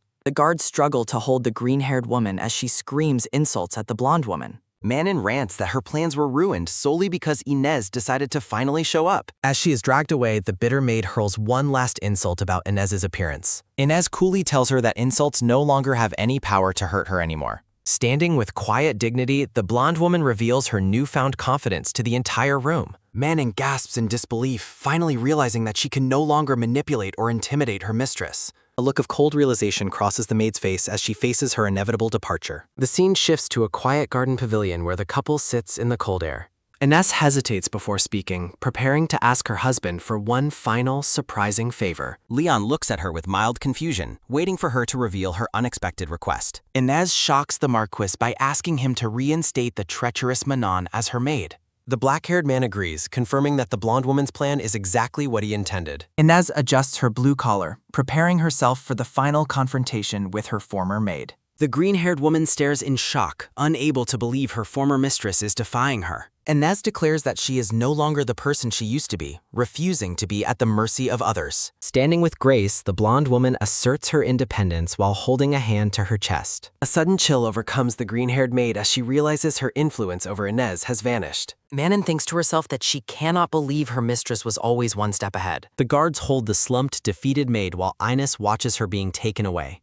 The blonde woman looks on calmly, finally free from the toxic presence of her former servant. Leon asks what the object is, and Inez explains she made the gold-embroidered handkerchief as a gift. Blushing, the blonde woman admits she wanted to provide her husband with a gift in return. The black-haired man gazes at her with focused intensity, his blue eyes reflecting his genuine surprise. Surrounded by blue flowers, Leon smiles warmly and tells his wife that he absolutely loves it. Inez experiences a sudden heart flutter, her purple eyes wide as her feelings for him deepen. Leon leans in close to ask how her body is feeling after their intimate night together. Overcome with embarrassment, the blonde woman blushes a vibrant red as she processes his direct question. Inez quickly steps away, shyly replying that her body feels just fine despite her lingering blush. Inez reflects on how Leon has accepted every part of her, feeling happier than ever before. The Marquess offers a gentle, affectionate smile, his expression filled with rare and quiet tenderness. Inez covers her burning cheeks with her hands, struggling to contain her sudden, overwhelming joy. The couple stands together in a dreamlike void, the emotional distance between them finally bridged. The scene shifts to a luxurious room where pink curtains frame a view of the estate. A brown-haired man and a maroon-haired woman sit together on a sofa, sharing a glass of wine. Paul mentions a rumor about a maid being fired from the estate of Lord Santatellis. Latinia turns away in annoyance, demanding they stop talking about Inez, but Paul insists there is more. The brown-haired man's mouth curls into a sinister grin as he prepares to share more gossip. Paul looks devious and self-satisfied as he lounges on the couch with his wine glass. He urges the woman not to get angry, promising that the news gets even more interesting. The man continues to smirk, clearly enjoying the tension he is creating with his information. Latinia's eyes sharpen with suspicion as she wonders what else Paul could possibly have to say. They discuss how Inez's grandmother's belongings were being collected by someone searching for a ruby ring. Paul points out that Leon is crafty, noting that someone is already buying up the grandmother's furniture. Latinia looks at him with confusion, asking what he is trying to imply with his observations. Paul suggests that if Inez is looking for her ring, Leon might be taking advantage of her. He recalls Leon's earlier threat and thinks Inez's tragic story might not be over just yet. The maroon-haired woman grins maliciously, agreeing that Paul's assessment of the situation is likely correct. Later, a blue-haired man stands in Leon's study while the Marquess sits at his desk. A hand drops a large purple gem into a jewelry box, finally securing a sought-after item. Leon gazes down at the box, relieved to finally have what they have been looking for. The blue-haired man, Sheltius Vaniste, smiles as Leon offers him his sincere gratitude for his help. Sheltius jokes that Leon asked too much of him, but notes his lucky royal connections saved them. In a lighthearted moment, Sheltius looks smugly satisfied while a chibi Leon watches him with annoyance. A hand slams down on the wooden desk, punctuating the seriousness of the ongoing search. Sheltius admits he could not find the specific ring the Marquess was originally looking for. He warns that getting the ring will not be easy, asking Leon what his next move is. Leon clasps his hands, vowing with cold determination to get it back by any means necessary. Sheltius is shocked by his friend's intensity, wondering if he is doing all this for his wife. Thought bubbles describe him as the cold-blooded Marquess whose mere look could break any woman's heart. Leon stands tall and imposing, while other women look on with a mixture of fear and awe. Sheltius giggles to himself, amused by the legendary Marquess's sudden and deep devotion to one woman. Sheltius thinks that he never expected Leon to change or why he is so captivated by Inez. Leon dismisses Sheltius, requesting new information later, while the blue-haired man agrees with a smile. A loud, sudden noise echoes through the study, interrupting the quiet conversation between the two men. Sheltius gasps in surprise as someone enters, while Leon remains seated at his desk in the background. Charlotte Vaniste bursts into the room with excitement, announcing her arrival to her older brother, Sheltius. Leon looks on with a bead of sweat, clearly caught off guard by the blue-haired woman's intrusion. Charlotte greets Leon warmly, noting his good health and expressing joy at seeing him after a long time. The Marquess admits his surprise at her arrival while she walks further into the room toward him. Charlotte explains she came to see his wife, while Sheltius apologizes for her being so persistent. A gold-embroidered handkerchief sits on the table, showcasing intricate craftsmanship and careful attention to detail. Sheltius admires the gift's quality, but Leon looks away, seemingly embarrassed by this sudden focus on it. The blue-haired woman watches the exchange with interest, her curiosity about Leon's wife clearly growing even stronger. Leon dismisses the topic, asking what the item has to do with anything while avoiding eye contact. Charlotte declares that seeing the thoughtful gift makes her want to meet his wife even more now. With a determined smile, Charlotte refuses to leave the estate until she finally meets the blonde woman. The grand manor remains peaceful as sunlight filters through the elaborate architecture and curtains of the main hall. Inez sits at her desk, diligently working on paperwork, while a maid stands nearby to assist her. The blonde woman reflects on how her responsibilities as the Marchioness have slowly but steadily increased lately. Inez thinks about her personal growth, wanting to become someone truly worthy of her new noble position. Nemo provides a summary of the garden maintenance fees, presenting the financial records to her mistress. Inez accepts the documents with gratitude, thanking Nemo for her efficient work on the estate's garden affairs. A warm smile crosses Inez's face as she interacts kindly with the staff in her private office. The maid Nemo replies that it is no problem, pleased to be of assistance to the Marchioness. Inez continues her writing, the feather pen scratching softly against the paper as she manages the household. Leon tells his wife that she should not concern herself with meeting his guests for the day. Despite his words, Inez decides to at least go and say hello to the visitors out of courtesy. Inez enters the study, surprising Leon and the siblings as they turn to look at her arrival. Shaltius and Charlotte introduce themselves as the children of Duke Audvel and longtime friends of Leon. Realizing the high status of the guests, Inez processes the importance of making a good impression today. The blonde woman maintains a polite and elegant expression as she prepares to respond to the siblings. Inez introduces herself formally as the Marchioness and Leon's wife, showing her newfound confidence and quiet grace. Charlotte watches Inez closely, her expression shifting as she prepares to welcome the new mistress of the house. Delicate yellow roses bloom in the background, signaling a shift toward a more pleasant and floral atmosphere. Charlotte joyfully squeezes Inez's hands, expressing her delight and hoping they can become very close friends. Overwhelmed by the sudden affection, Inez flinches slightly while feeling surprised by the blue-haired girl's friendliness. That evening, Charlotte and her brother Shaltius are invited to stay for tea with the couple. The four sit together in the lush garden, enjoying various treats and warm conversation on a sunny day. Inez suggests trying the macarons while thinking about how gentle and kind Charlotte seems to be. Shaltius enjoys the food while observing the interactions between his sister and the new blonde Marchioness. He whispers to Leon that if Inez were his, he would keep her all to himself. A dark aura surrounds Leon as he menacingly asks Shaltius if he is flirting with his wife. Shaltius sighs with a look of resignation, seemingly used to Leon's cold and protective personality by now. The group continues their meal at the lavish table, surrounded by the beauty of the manor's garden.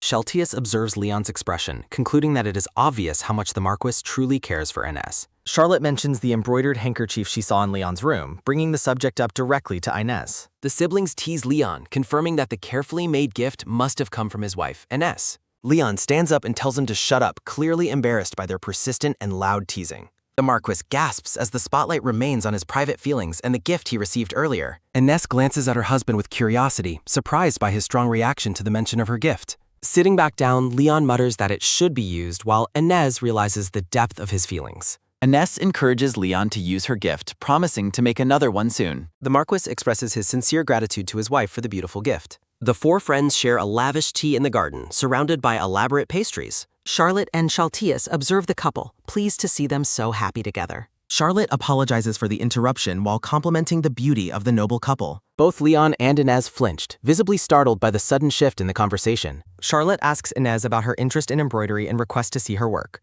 They gather around a table displaying several of Inez's finely crafted embroidered items. A chibi Charlotte is awestruck, thinking that Inez's handiwork is truly beautiful. Inez responds modestly to the praise, feeling slightly flustered by Charlotte's enthusiastic kindness. Charlotte insists that Inez's level of detail and care in embroidery is uniquely exceptional. The blonde woman looks on with surprise, her hand resting over her heart modestly.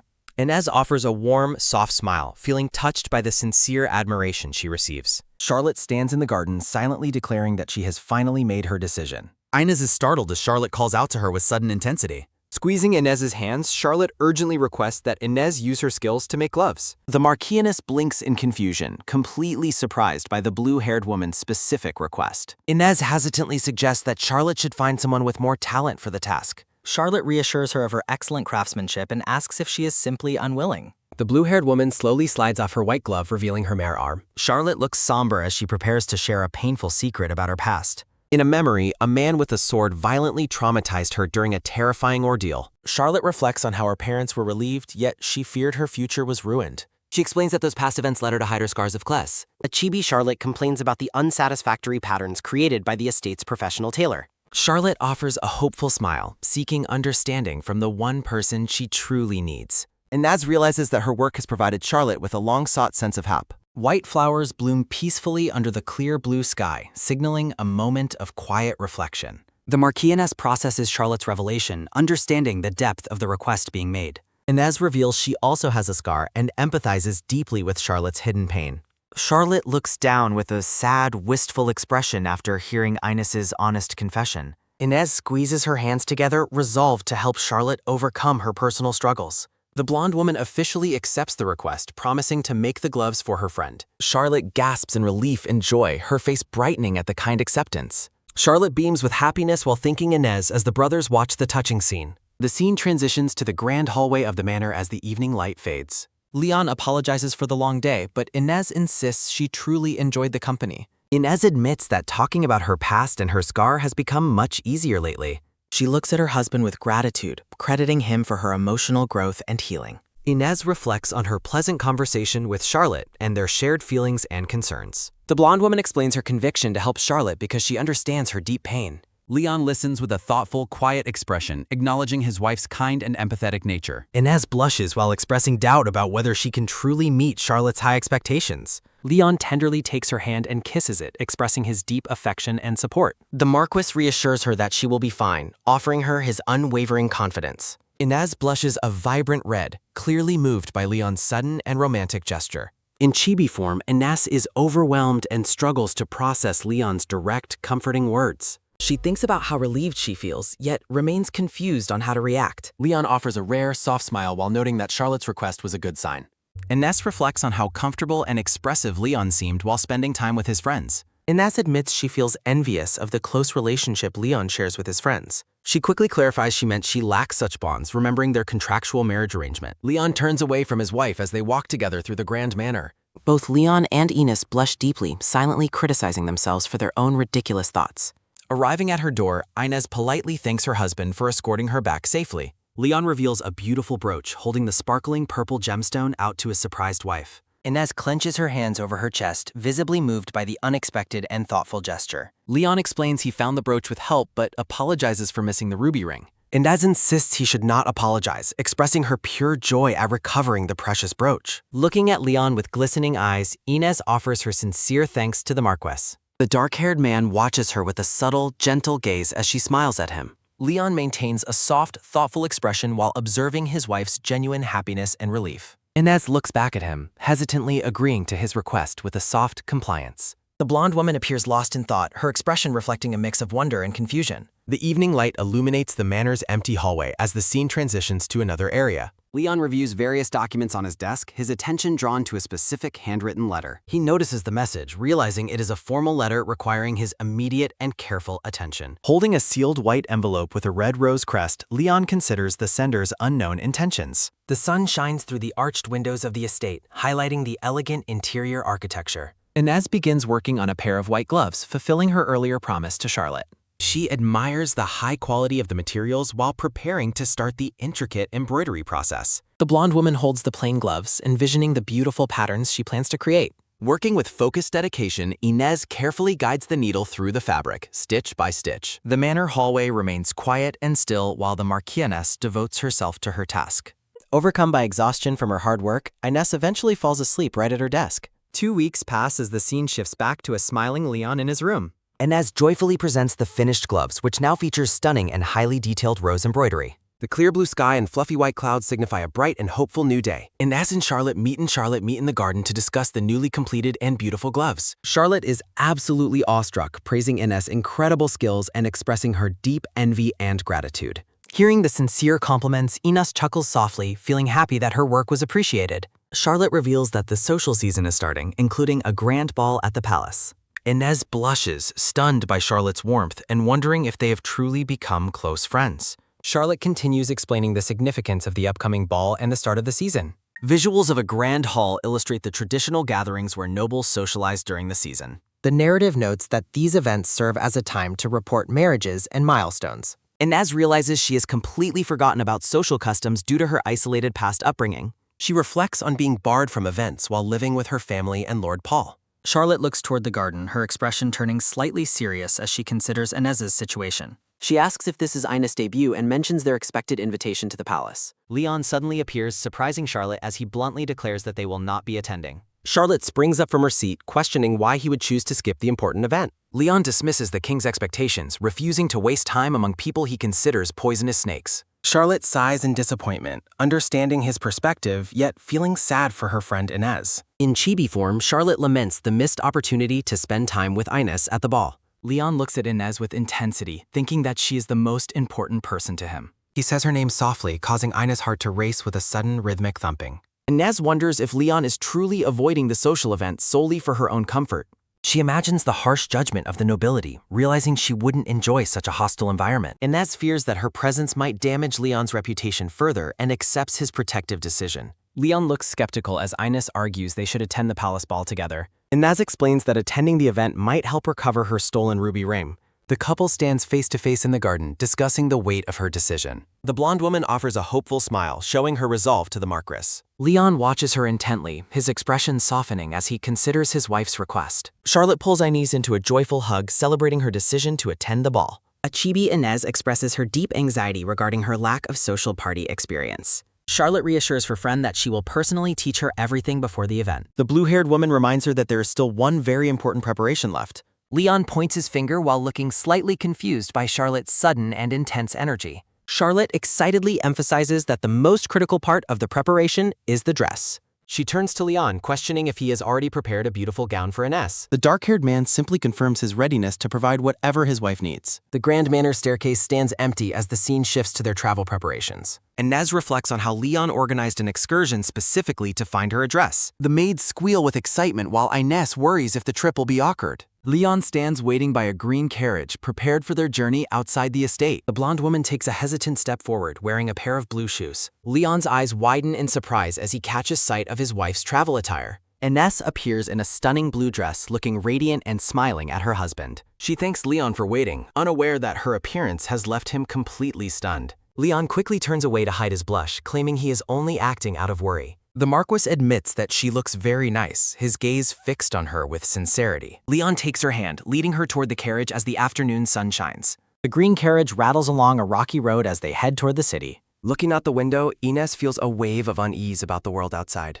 Leon notices her distress and asks if she is feeling anxious about their journey. Inez apologizes, explaining she is merely excited to be out after such a long time. Leon ponders her words, realizing she likely lived a very restricted life in the past. He sighs with regret, acknowledging that he also neglected her early in their marriage. Leon resolves to change, vowing to make her feel safe and compensate for lost time. He gently pats her head, promising to take her on many more outings together. Leon offers a warm, genuine smile while confirming his desire to spend more time together. Inez gazes at him with shimmering eyes, moved by his unexpected and kind promise. The blonde woman smiles softly, feeling a newfound sense of comfort in his presence. Light filters through the carriage window as the scene remains quiet and intimate. Leon apologizes for treating their marriage as paperwork and asks if she wants a wedding. Inez politely declines, stating her status as a divorcee makes another ceremony a bad idea.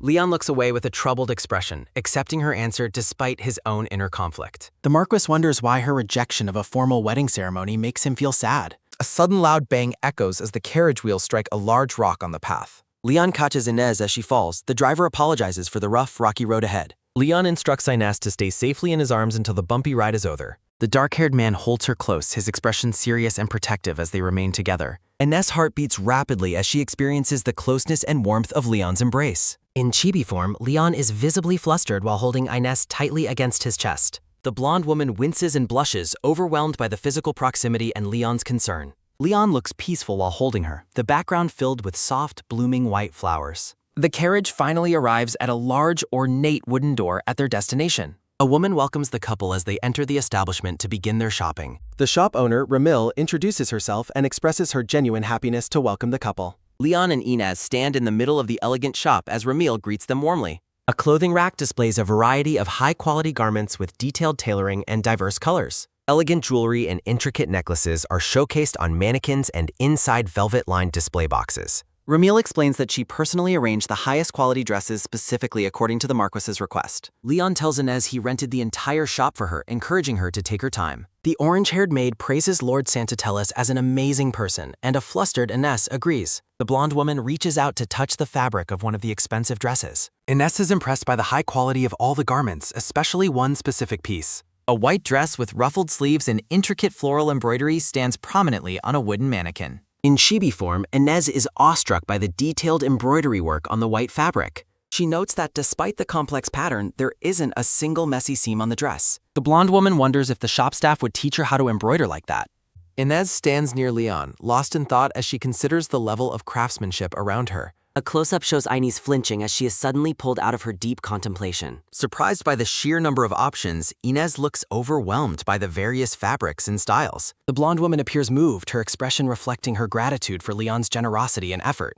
Leon notices her hesitation and tells her not to worry if she is concerned about price. Ramil encourages Lady Irvin to follow Leon's advice and choose any dress to her own liking. Ramil suggests a popular dress with an open chest, but Inez politely declines the revealing design. Ramil questions her choice, but Inez privately worries about revealing the scar on her chest. Leon interjects with a firm tone, stating simply that his wife said she does not like it. The shop owner looks startled and beads of sweat appear as she reacts to Leon's bluntness. Ramil recommends an older, more modest design for the upcoming palace ball, despite its plain appearance. Inez worries that the dress is too plain for Leon, but fears revealing her scar more. Leon gently pats his wife's hand, offering her a quiet moment of physical comfort and support. The dark-haired man looks at her with a serious gaze, waiting for her to make her choice. Looking up at her husband, Inez says his name softly as she prepares to speak her mind. The blonde woman turns her attention back toward a specific blue dress resting on a mannequin. The camera focuses on the modest blue dress, which features long sleeves and a simple silhouette. A closer look reveals the intricate, transparent lace patterns covering the sleeves of the blue dress. Ramil apologizes for an unfinished piece left behind, but Inez asks to see it more closely. The shop owner agrees to the request, allowing the blonde woman to inspect the unfinished garment. Inez stares at the dress with a look of pure wonder and realization in her eyes. Sparkling light highlights the beautiful and delicate blue lace detailing on the sleeve of the garment. The blonde woman decides she loves the incredible combination of sky blue and white on the dress. Leon tells her she can request a custom-made dress if she cannot find anything she likes. Inez believes the owner could make anything, yet she finds this specific dress to be perfection. Pointing toward the blue garment, Inez firmly tells the shop owner that she chooses this dress. The blonde woman asks if Ramil will allow her to personally finish the making of the dress. Surrounded by blue flowers, Inez looks hopeful and determined as she commits to her new project. Leon steps out of the building into the city sunlight with Inez following closely behind him. Leon explains he has business elsewhere and asks Inez to wait there for the carriage. The blonde woman offers a bright, affectionate smile to her husband as he prepares to leave. Inez bids him farewell, promising to see him later after he finishes his business in town. Leon and another man walk away into the busy city street as Inez watches from afar. A carriage rattles along the cobblestone street while two white horses pull it toward the sidewalk. Inez and Charlotte stand together on the sidewalk, waiting for their transportation to arrive as planned. A person steps out from a carriage, rudely demanding to know who they are for stopping there. Inez gasps in shock as she recognizes the person stepping out of the carriage before her. Inez stares in wide-eyed shock as she encounters a figure from her painful past. The blonde woman identifies the maroon-haired lady as Latinia, her own cruel stepsister. Latinia mocks Inez's presence with a sharp, condescending grin and a cold greeting. Distressed and sweating, Inez struggles to process the sudden and unwelcome meeting on the street. The stepsister observes Inez's appearance, noting that she seems to be enjoying a comfortable life. Inez questions why Latinia is present within Lord Santatella's territory after their long separation. Latinia boasts about accompanying Lord Paul, claiming he insisted on her presence while he worked. The maroon-haired woman questions Isina's own business there, implying she does not belong. Latinia mocks her for attempting to shop for a royal ball dress at such an establishment. A mental image of a shattered past reminds Inez how Latinia systematically destroyed her confidence. The maid intervenes, attempting to escort the visibly shaken Lady Irvin away from the confrontation. Outraged by Inez's silence, Latinia demands to know how she dares to ignore her. Screaming in the middle of the street, Latinia berates Inez for her lack of discipline. She accuses Inez of being disrespectful to someone of higher social status during their argument. Inez looks back with a steady, unyielding gaze, refusing to be intimidated by her sibling. Latinia trembles with a suppressed rage that physically shakes her body as she faces Inez. The stepsister shrieks that she cannot allow Inez to speak to her with such newfound boldness. Inez stares directly at her, questioning if Latinia actually intends to strike her in public. Onlookers begin to whisper as the two women create a scandalous scene in the busy city. Inez warns her of the severe social consequences if anyone saw her raise a hand. Clenching the handle of her fan, Latinia tells Inez not to get ahead of herself. She spitefully suggests that Lord Santatel's only married Inez out of a sense of pity. As Inez turns to leave, she mentions hearing rumors about someone finding her ruby ring. A hand reaches out as a carriage door is slammed shut to end the tense encounter. The carriage rattles away, leaving Inez behind to ponder the significance of their brief meeting. The blonde woman wonders if Latinia is truly the one currently holding her missing ring. Later, Leon looks surprised as he questions his wife about her sighting of the stepsister. Inez remains quiet and thoughtful as she sits beside her husband during their carriage ride. Leon expresses his frustration at failing to anticipate Latinia's presence within his own family territory. He observes Inez's strange and distant behavior, noting how much the encounter affected her mood. Leon reflects on the long history of abuse Inez suffered at the hands of her sibling. He recalls investigating her past through former servants without wanting to force her to relive memories. The dark-haired man internally vows to severely punish anyone who insults or touches his wife. Clenching his fist, Leon resolves that Latinia will receive no mercy if she hurts Inez again.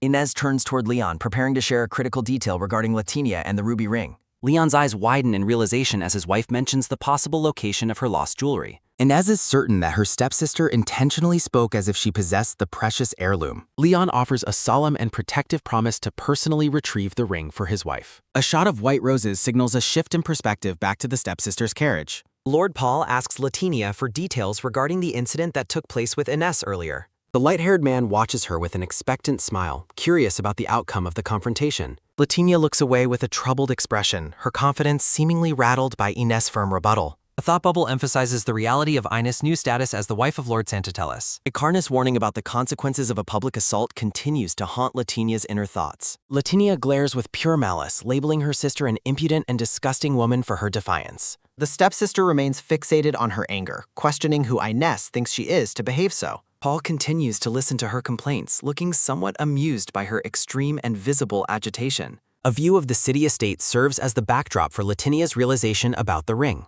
Latinia's expression becomes calculating as she ponders her next move against her former stepsister. Snickering to herself, Latinia plots to use the ring to destroy Inez's new social standing.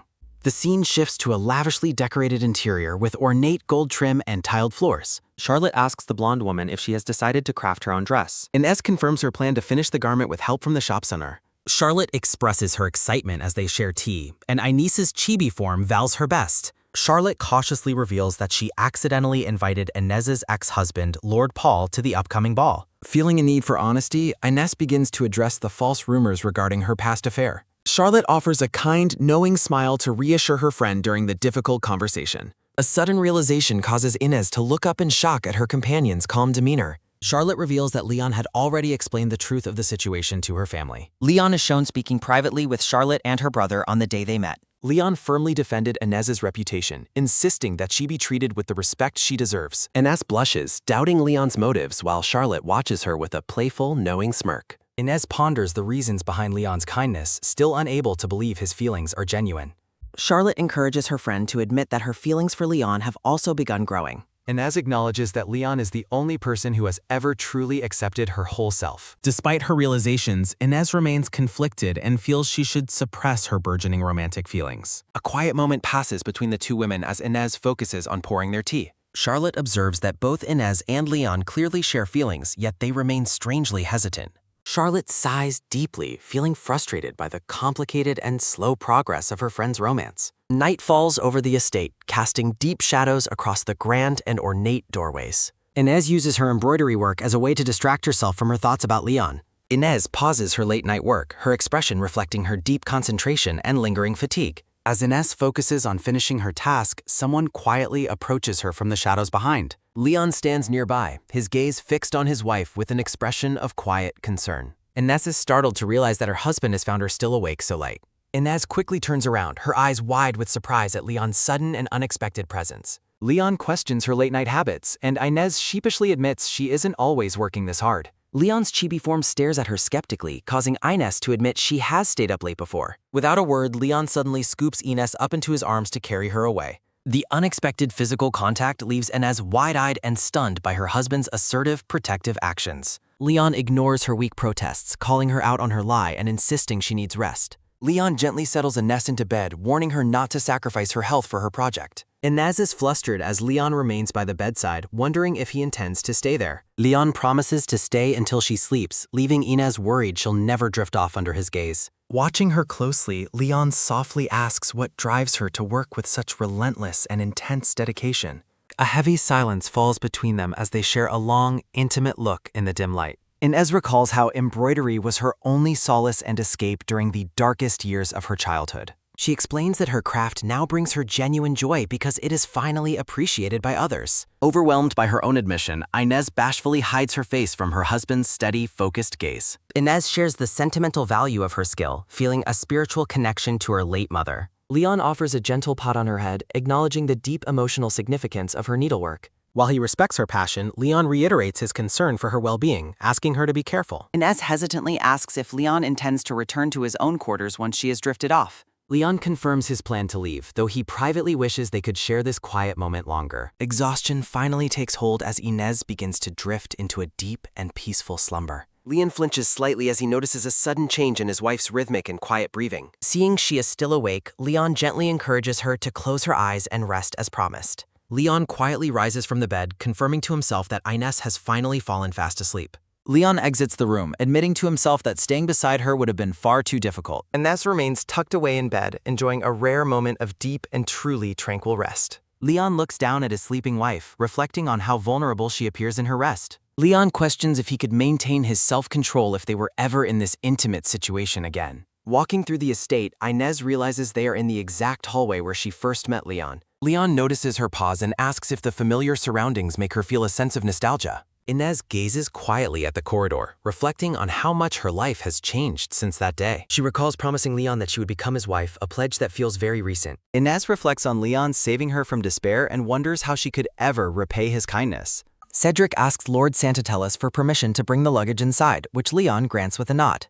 Inez watches in confusion as the maids begin shuffling heavy trunks through the doorway of the estate. Turning to her husband, Inez questions why her personal belongings are being brought to this specific location. Leon explains that they will be residing together in the estate for the duration of the season. Cedric reveals he personally arranged for them to stay together to encourage more intimacy during social season. Inez panics internally, realizing the servant's plan means she will be sleeping beside Leon every single night. Leon looks flustered and embarrassed by the servant's bluntness regarding their private and shared living arrangements. Leon scolds Cedric, stating that he should have asked for Inez's permission before making such bold arrangements. Though nervous, Inez thinks to herself that she is actually glad they will spend more time together.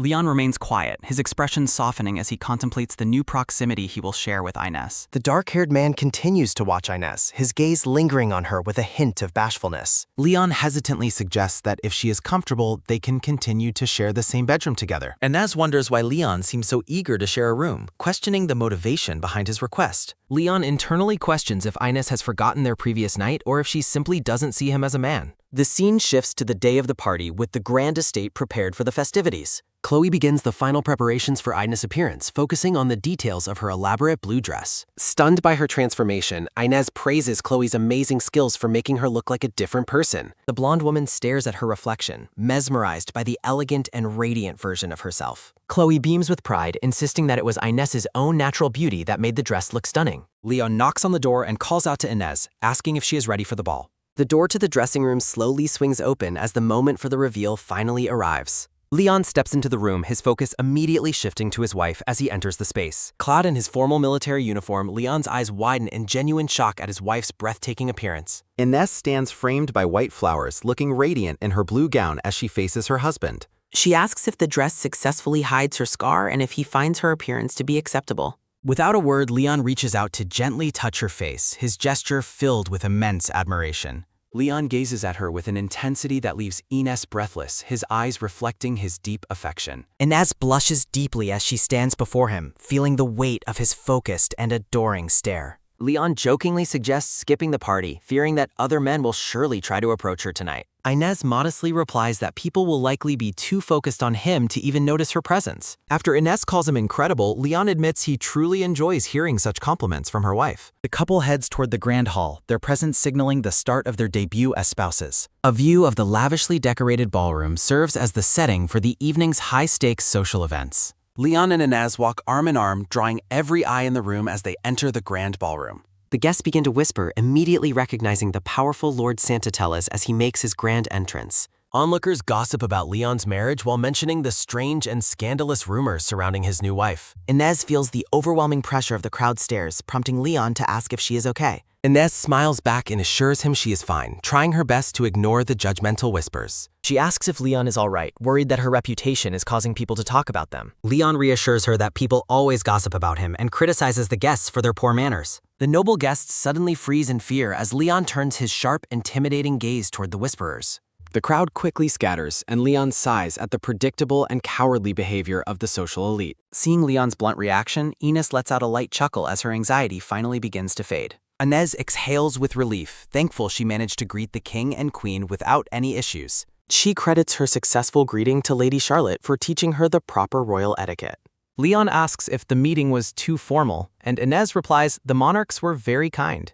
Inez expresses her relief at finally being able to properly fulfill her duties as Leon's wife. Leon repeats the word duties to himself with a very thoughtful and contemplative facial expression. Inez hums in confusion, noticing her husband's strange and sudden reaction to her mention of duties. Leon reasons that royal recognition of their marriage will finally silence those who questioned its legitimacy. Leon turns around as someone calls his name while Inez watches his reaction with great interest. Inez stands alone for a brief moment, looking elegant and poised in her stunning blue dress. From across the ballroom, a woman with reddish-brown hair watches the couple with a sharp gaze. The woman trembles with rage as she says Inez's name with deep-seated resentment and obvious hatred. She wonders why Inez is present and if she aims to legitimize her controversial marriage tonight. In a flashback, Leon formally asks a man for permission to take his daughter's hand. The woman recalls expecting Leon to change his mind about Inez after getting to know her. She clenches her glass, bitter that Inez is always chosen just because of her noble blood. The woman gripes that her daughter Latinia is unfairly judged as a second wife's stepdaughter. Startled by an approach, the woman quickly denies looking at anything to hide her intense rage. A man in a dark suit stands nearby, observing the guests with a calm and distant expression. The man looks toward the center of the ballroom, unbothered by the woman's nearby internal turmoil. Charlotte rushes toward Inez, calling her name with a bright and genuinely happy expression. Accompanied by Shaltius, Charlotte expresses her delight at finally seeing Inez and Leon at the party. Shaltius teases Charlotte for taking so long to get ready that they almost missed the couple. Charlotte scolds Shaltius for being rude while Inez giggles at their playful and familiar bickering. Charlotte proudly shows off her embroidered gloves, confirming that Inez was the one who made them. Inez looks on with a soft smile, pleased that her friend is enjoying her handmade gift. Nearby guests comment on how well the gloves suit Charlotte and admire Inez's beautiful appearance. Crown Prince Hyan Vinlance arrives, causing Inez to wonder if this is indeed the famous prince. The prince stares at Inez with intense curiosity, his focused gaze reflecting his sudden interest. Leon introduces Inez as his wife, and she politely greets the prince by her full name. The prince expresses his pleasure at meeting her, leaving Inez bashful from his charming and kind words. He notes that Inez has already become friends with Charlotte as the two women share a laugh. Charlotte confirms their friendship and explains that Inez personally made the gloves she is wearing. Charlotte boasts about Inez's incredible embroidery skills, noting she even crafted her own dress today. The prince stares admiringly until Charlotte grabs him, reminding him that Inez is a married woman. Leon steps in and asks the prince to forgive his impolite staring at his wife tonight. The prince apologizes to Charlotte for making her jealous, which she tells him not to do again. Inez wonders what is going on between them, and Shaltius confirms they are in a relationship.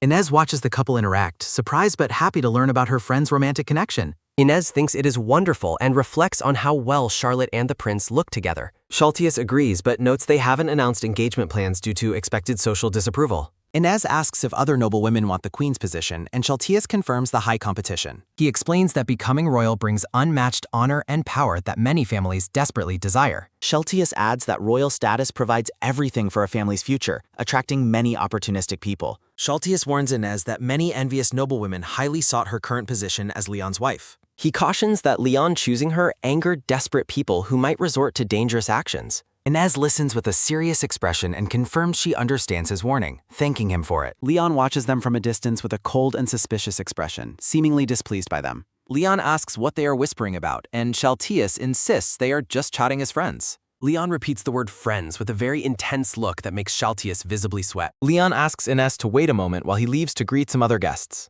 Inez closes her eyes and lets out a heavy, weary sigh. The blonde woman decides she must find Latinia and recover her stolen ring. As Inez stands alone, an unfamiliar voice suddenly calls out her name. Startled by the sudden address, Inez turns around with a look of apprehension. A man with light brown hair smirks, noting that it has been a long time. The scene briefly focuses on the grand, ornate architecture of the ballroom hall. The man repeats his greeting, addressing Inez directly with a mocking and familiar tone. Pale with shock, Inez recognizes the man and utters the name Lord Paul. Lord Paul mockingly corrects her, noting she now goes by a different name. Clutching her chest, Inez looks visibly distressed by the presence of her former husband. Paul claims he expected to see her and mentions the affair she allegedly had behind his back, asking if she knows how badly he was hurt. Inez retorts that his claims were lies she never committed, while guests whisper in shock at seeing his ex-wife. Paul dismissively suggests that if enough people believe a lie, it eventually becomes the truth. Paul glares with hidden intent, thinking that despite everything, something about her has changed. He internally observes that Inez has matured and has come a long way as a woman. Paul questions why she remarried Leon, suggesting the Marquess is cold-blooded and does not truly consider her his wife. He cruelly insults her body and predatorily offers to take care of her himself as he steps closer. Inez firmly demands that he stop speaking and leave her alone immediately. A dark memory flashes of Paul with another woman, highlighting his past betrayal and infidelity. Inez calls Paul a man who only judges by appearance and defends Leon as a real man who treats her with respect. Paul takes a sharp breath, his expression souring as his temper begins to flare. Inez remains silent for a moment, her eyes reflecting her internal pain and resolve. Paul raises his voice, asking why she is lying to herself about her new marriage. He spitefully yells, asking who she thinks Leon is and stating no one could ever love someone as disgusting as her. Inez recalls Paul's heartbreaking abuse but reflects that Leon accepts her for who she is, including her scars. Paul grits his teeth in fury, enraged that Inez would dare to answer him back. He orders Inez to know her place and raises his hand to strike her. A strong hand suddenly reaches out and grabs Paul's wrist midair with authority. Inez looks up with wide, trembling eyes, shocked by the sudden intervention. Leon stands tall, holding Paul back with a cold and piercingly calm expression. Leon pulls Inez toward him, gently asking his wife if she is all right. Inez stares up at her husband, her face flushing as she feels his protection. Leon confronts Lord Torbattle, asking if he intended to be violent toward his beloved wife. The nearby crowd erupts into whispers, shocked that Leon publicly called Inez his beloved wife. Inez's heart races as she wonders why Leon used such an affectionate term, feeling her heart flutter. Leon repeats his concern, but Inez internally reminds herself they are a fake couple and shouldn't forget it. Someone calls out to Inez again, causing her to gasp in surprise. Leon tells Inez to stand behind him and promises he will take care of the situation. Leon assures her there is no need to worry and tells her she can leave. Leon turns his back to Inez, refocusing his full intimidating attention onto Lord Paul. Leon watches his wife walk away before turning back to deal with the nuisance. Leon glares, questioning what kind of man embarrasses a woman who is no longer his in front of a crowd. Leon reveals he knows Paul was the one who hurt Inez and spread lies about her affair. The dark-haired man's eyes narrow with an intense and dangerous level of silent fury. Leon warns Lord Torbattle to know his place and remember that his family stands in the dirt under Leon's feet. Paul begins to sweat profusely, overwhelmed by the sheer pressure and intimidation of Leon's presence. Leon lets out a dismissive click of his tongue as he prepares to leave. Paul stands humiliated in the hall as the woman with reddish-brown hair watches him walk away. The reddish-brown-haired woman observes the scene with a sharp, calculating, and resentful gaze. The scene fades out with a notice that the story will be continued later. The scene shifts to the moonlit, ornate stone walls outside the grand ballroom hall. Inez follows Latinia out into the quiet gardens, determined to confront her. Keeping her distance, Inez watches the woman who holds a piece of her past. Inez confirms the identity of the woman ahead as Latinia, her target tonight. Inez's gaze is immediately drawn to the distinct ruby ring on Latinia's hand. Watching from the shadows, Inez realizes she must act to recover her stolen property. Driven by necessity, Inez pursues Latinia with the singular goal of retrieving her ring. Breathless from the chase, Inez prepares herself for the difficult confrontation ahead. Latinia stops and demands to know why Inez has followed her on the side. Inez asks if the ruby ring was taken from her late grandmother's mansion. Inez focuses on the ring, her breath hitching as she confronts the thief. Latinia slowly turns around, her expression cold and welcoming the unwanted encounter. Latinia mockingly asks if this is the ring Inez wants, prompting a desperate plea. Latinia claims she found the ring at her mother's mansion and refuses to listen. Inez explains the ring is a precious heirloom left to her by her late mother. Latinia blames Inez for losing it, but suggests she might return it for a price. Inez listens with growing dread as the terms of the return are hinted at. Latinia demands that Inez divorce Leon and lie about finding another man. Latinia smirks as she clarifies that there is no other way to get the ring.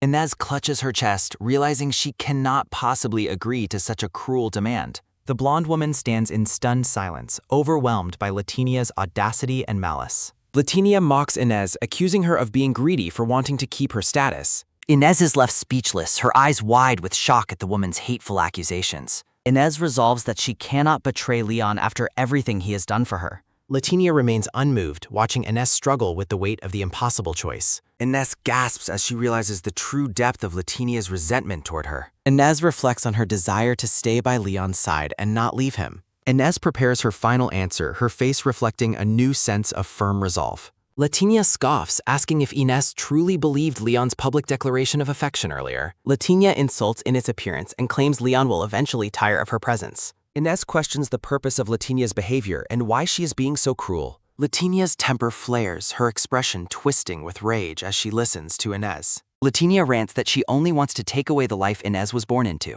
Claiming Inés took everything first, Latinia violently grabs the blonde woman by her hair. Latinia yells that Inés' love will only bring trouble and demands she let her. Latinia insists that after a divorce, Leon will prefer a woman without any scars. Latinia mockingly offers to replace Inés as the Marchioness and teach Leon herself. Inés glares with intense fury, her patience finally reaching its absolute breaking point. Inés strikes Latinia with a forceful slap, leaving the other woman stunned and reeling. Flushed with anger, Inés stands her ground against her tormentor with newfound strength. Inés prepares to deliver a final verbal blow, her eyes burning with cold determination. Inés declares that even if they separated, Leon would never choose someone like Latinia. Enraged, Latinia grabs Inés and screams that she is an unloved and disgusting idiot.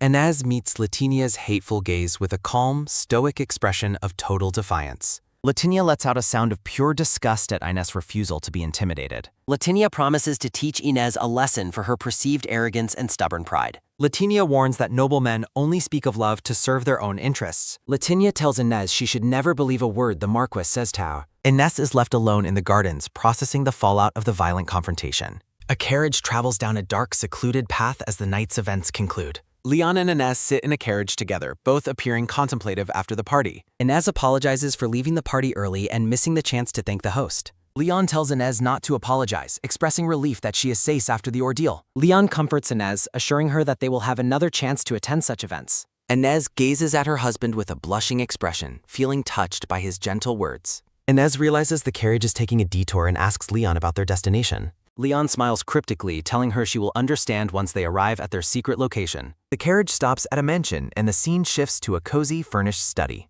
Another room in the mansion is shown, featuring a clean, well-maintained kitchen area. Inés stands in the middle of the room, looking around in complete and utter disbelief. Leon explains it took time to repurchase her belongings before he could bring her here. Leon enters the room and apologizes for the long wait while Inés gasps in shock. Leon looks at Inés with a serious and sincere expression, holding her gaze intently. Leon suggests they search for her ring and brooch, confirming he bought them back. Leon observes that her memories deserve to be housed in her fully restored family mansion. Overwhelmed by Leon's kindness, Inés's eyes fill with tears as she processes his incredible gesture. Inés breaks down in tears while Leon reaches out to offer her comfort and support. Leon pulls Inés into a firm embrace, letting her release her long-held grief and joy. Leon holds her close, telling his wife that she is free to cry in his presence. Inés looks up at Leon, her heart swelling with gratitude for his unexpected and deep compassion. Inés remembers how Leon has consistently protected and supported her during her darkest moments. Inés reflects on Leon's warmth and worries that she might lose control of her feelings.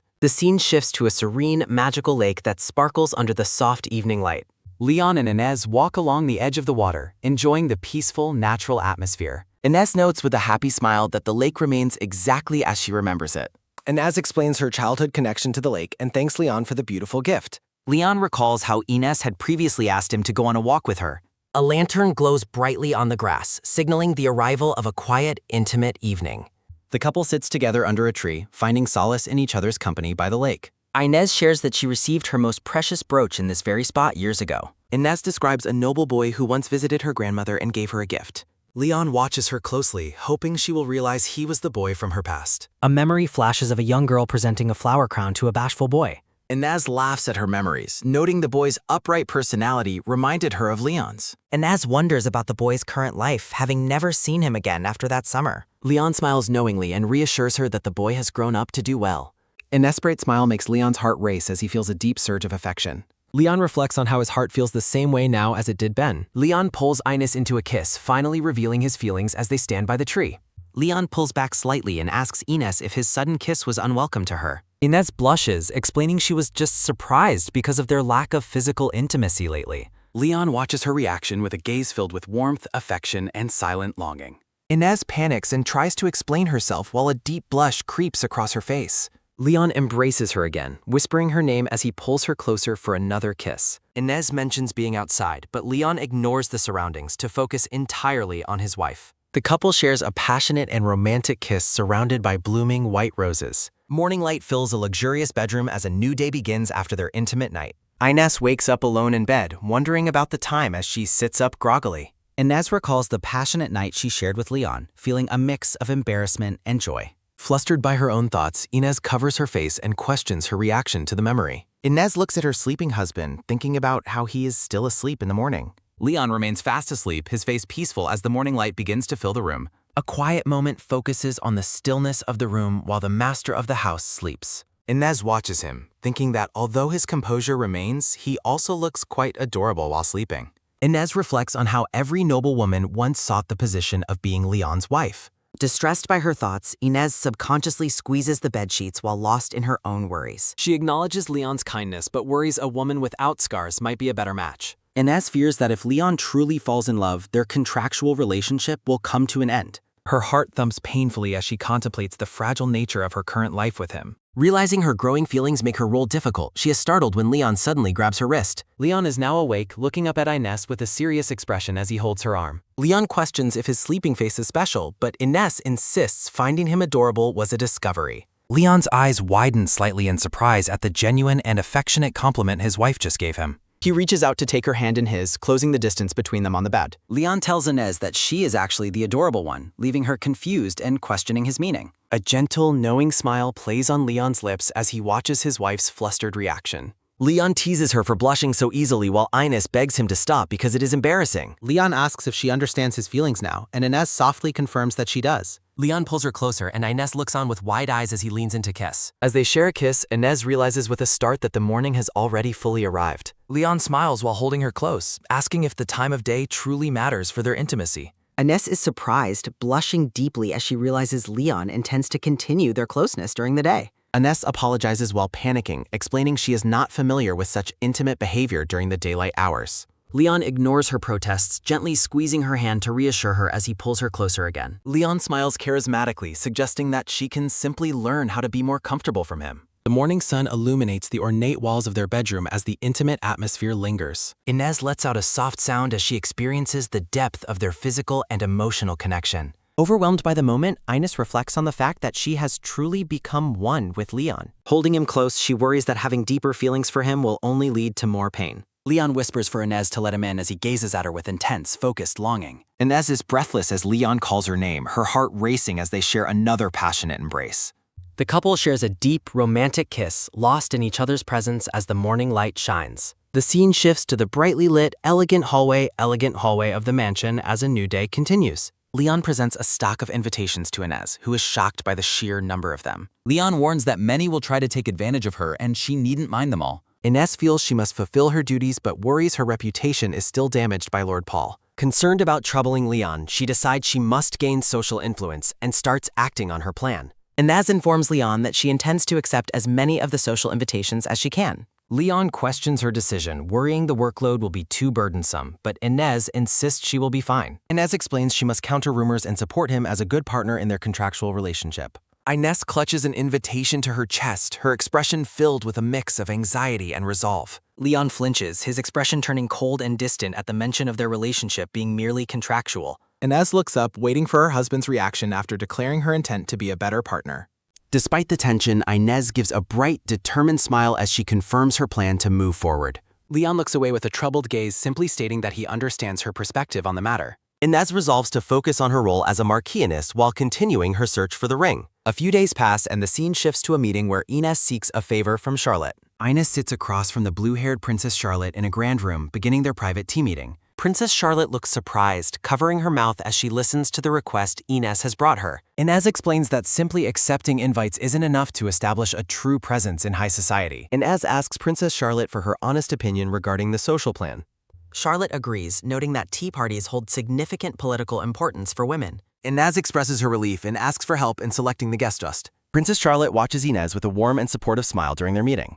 Charlotte remarks that Inez is finally starting to look more like a true Marchioness. Inez is visibly surprised and confused by the princess's sudden and generous compliment. Princess Charlotte offers her well wishes for the party while Inez expresses her gratitude. The scene transitions to the grand mansion library filled with shelves and ladders. Inez instructs her maid to prepare as many flowers as possible for the guests. Inez highlights a viscountess whose family has a long-standing relationship with the Marquess. Inez remains focused on her diligent preparations as she plans her social debut. The maid is amazed by how much research Inez has completed in such time. A large clock shows that the early afternoon has arrived at the family mansion.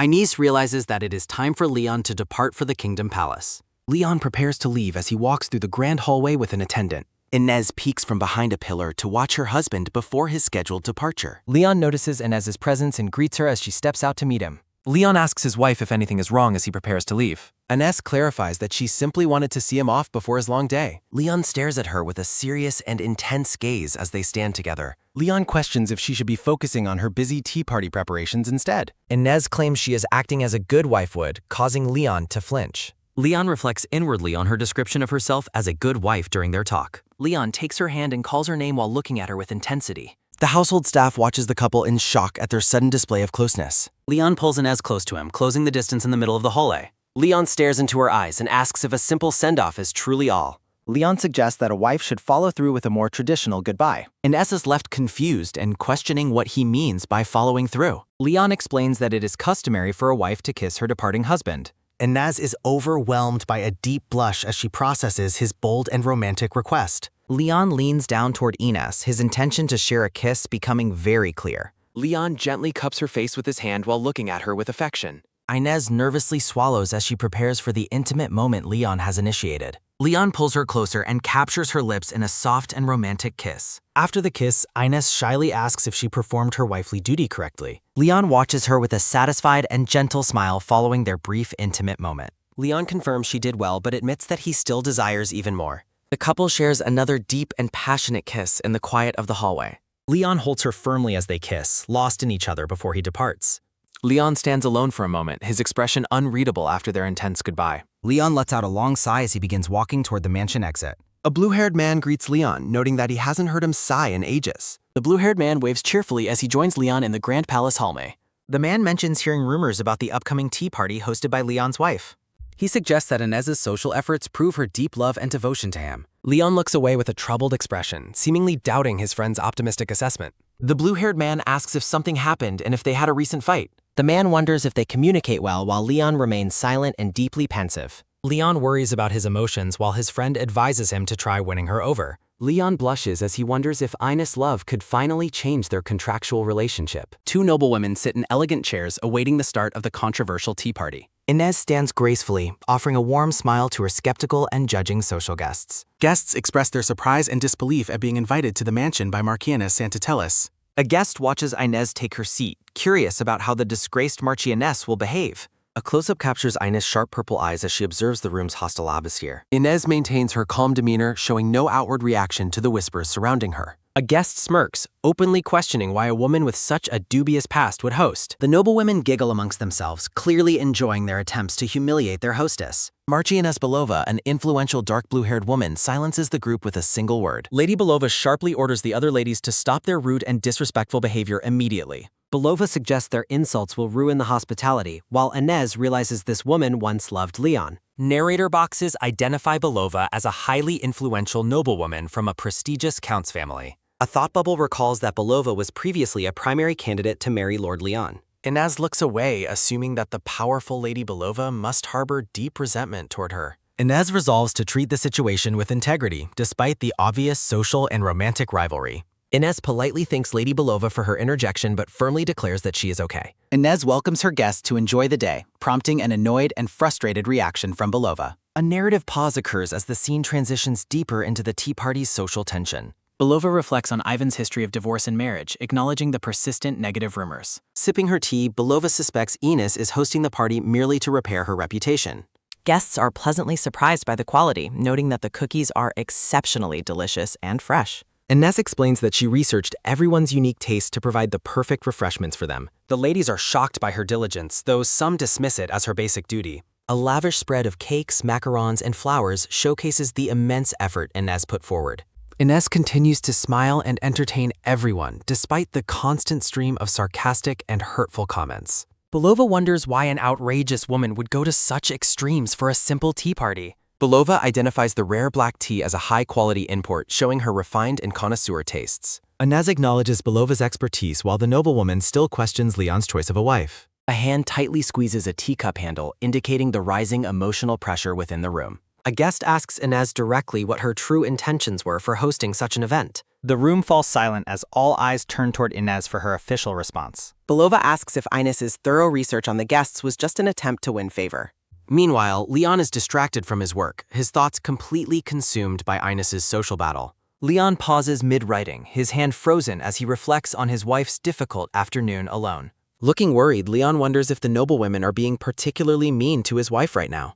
An attendant notices Leon's agitation and asks if the Marquess intends to leave his study. Leon makes a quick excuse about needing fresh air as he prepares to find Inez. The butler watches Leon with a knowing expression as the worried husband leaves the room. Walking through the mansion, Leon fears that Inez is facing social cruelty without any support. Leon worries about Inez's habit of resolving everything herself and fears she will deter. Peeking through the door, Leon overhears the guests questioning Inez about her reasons for hosting. Inez admits she desires acceptance but states she has a more important goal in mind. Inez looks out with unwavering resolve, standing amidst the bright yellow flowers she carefully chose. Belova is caught off guard by Inez's directness, unable to offer a coherent rebuttal or response. Inez explains that there is no use telling the truth if the guests already distrust her. Thought boxes describe the malicious curiosity of society and its reliance on unfounded, nasty rumors. A memory of a man illustrates how widely believed lies eventually transform into a perceived social truth. Inez invites the ladies to judge her character for themselves rather than believing outside gossip. Belova realizes Inez chose this difficult struggle over asking Leon to simply squash the rumors. Inez stands peacefully before a backdrop of blooming white roses, smiling with quiet and radiant confidence. A guest asks if Inez prepared the unique embroidered napkins for each person at the table. The guest is delighted to discover her own birth flower meticulously embroidered onto the fine fabric. Inez blushes, explaining that the embroidery was a personal hobby and a small gesture of hospitality. Inez shares that the yellow thread represents happiness, symbolizing her sincere wishes for her esteemed guests. Inez expresses her heartfelt hope that every guest felt truly happy and welcome during the party. The ladies are moved by her kindness, realizing she endured their cruelty to show them respect. A blonde-haired guest excitedly asks if the rumors about Inez embroidering her own dresses are true. From the shadows, Leon observes the lively chatter of the successful party with a hidden smile. Leon turns to leave, satisfied that his wife managed the difficult social gathering entirely on her own. As the party winds down, Inez stands gracefully in the grand room, awaiting her guests' departures. A guest bids her farewell, addressing her with newfound respect as the Marchioness of the house. Inez is startled when she notices Lady Helene lingering behind to speak with her privately. Lady Helene stands with a regal and serious posture, her dark blue hair framing her face. The grand hallway stands silent and empty, shifting the focus to the private encounter between women. Inez and Helene stand alone on the grand carpet, the atmosphere thick with a heavy tension. Inez stares in disbelief as the high-ranking noblewoman prepares to address her with unexpected, sudden humility. Helene admits to her earlier hostility and acknowledges that her words were unnecessarily cruel and mean. Deeply bowing, Helene offers a sincere apology and asks for Inez's forgiveness for her rude behavior. A shocked Inez quickly asks Marchioness Belova to raise her head and stop bowing to her. Inez reassures the woman that she isn't offended and asks if she enjoyed the tea party. Inez offers a warm and forgiving smile, completely dissolving the remaining tension between the two rivals. Helene looks down in reflection, her gaze softening as she prepares to share a personal secret. Helene reveals that she was once a primary candidate considered for marriage to the current Marquess. Inez nods slowly, confirming that she was already aware of the woman's previous connection to Leon. Helene looks away, reflecting on the time she spent trying to become a worthy noble wife. A flashback shows Helene standing near Leon during a past event, hoping for his cold attention. In the memory, Leon bluntly rejects the idea of a fiancé, claiming he has no need. Helene recalls with sadness that the Marquess never showed even a hint of interest in her. Helene mentions her high-ranking lineage and the immense effort she put into her social standing. With a faint, sad smile, Helene admits that her public arrogance once hid a deep heartbreak. Helene confesses she was secretly in love and felt devastated when she wasn't chosen for marriage. Inez listens in stunned silence as Helene reveals the depth of her past feelings for Leon. Helene admits she attended the party to understand why a woman with a bad reputation won. Helene concludes that Inez's genuine kindness proves that society's malicious rumors were entirely false and wrong. Inez looks up at Helene, visibly moved by the noblewoman's sudden vulnerability and honest appraisal. Helene asks if Inez would be willing to teach her embroidery, admitting she lacks manual dexterity. Inez lights up with a radiant smile, clearly delighted by the offer of a new friendship.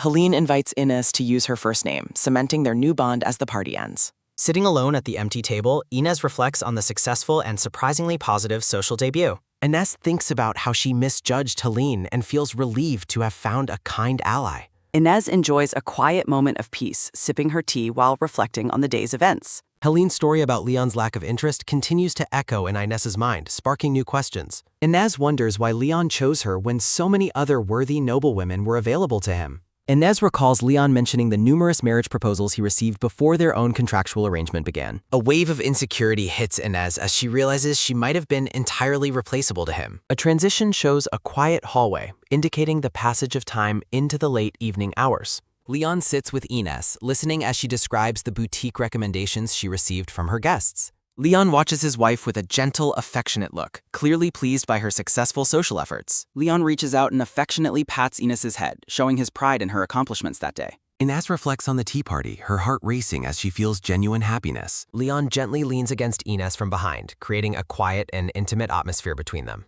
Inez looks ahead with a soft expression, lost in her thoughts as her husband holds her. Leon shares that he heard glowing reports from the guests regarding her exceptional hospitality and grace. Surprised, Inez turns to ask how he knew, and Leon admits he spoke with Chloe. Leon looks away thoughtfully, asking if she found anyone she might consider a true friend. Inez blushes slightly, her purple eyes widening as she considers her success with the guests. The couple stands close together, the quiet room emphasizing their personal and emotional connection. Looking downcast, Inez remembers the social challenges she faced earlier that very same day. Inez reveals that Helene surprisingly invited her to spend a day together doing embroidery. Leon listens with a serious and attentive expression, processing the news of this unexpected friendship. Leon watches Inez intently, his deep blue eyes reflecting a mix of curiosity and concern. A painful memory surfaces of a man cruelly telling Inez that she is ugly and unlovable. Inez's hand tightly grips the fabric of her dress as she recalls the traumatic verbal abuse. Inez questions what she is truly trying to confirm about her husband's feelings in their marriage. Facing Leon, Inez looks into his eyes while trying to mask her inner turmoil and insecurity. Leon gazes back at his wife, his posture calm but his expression filled with hidden meaning. Inez continues to wonder about her husband's true motivations for choosing her as his Marquess. Leon looks down, his face partially in shadow as he considers the path of his life. A flashback reveals that years ago, society pressured Leon to marry the high-ranking Lady Helene. Leon admits that he couldn't focus on Helene because he kept reminiscing about a childhood encounter. Leon remembers wondering if the girl from his past was getting married, prompting him to reject Helene. Montage panels show Leon growing annoyed as he repeatedly turns down countless marriage offers from society. Having grown weary of constant proposals, Leon finally receives a fateful letter from Inez's grandmother. Leon reaches out and gently touches Inez's face, his gesture filled with a soft, quiet tenderness. Leon's finger rests against his wife's cheek, drawing her full attention to his sudden display of affection. Leon explains that he simply didn't feel like getting married to any of his previous suitors. Inez realizes Leon didn't love anyone else, though she still questions her own worthiness. Looking down, Inez asks what kind of woman he was actually seeking among his many offers. Leon's gaze remains fixed on Inez, his blue eyes appearing sharp yet deeply contemplative. Inez wonders why Leon thought of her specifically when he received her grandmother's proposal letter. Leon's hand firmly grabs Inez's sleeve, preventing her from looking away during their intense conversation. Leaning down, Leon asks Inez why she is suddenly asking him such deeply personal questions. Leon's shadow falls over Inez as he demands to know the reason behind her curiosity. Inez admits she wanted to be an ideal, likable wife for him if she took the role. Leon tells Inez that he must also know what kind of man she is interested in.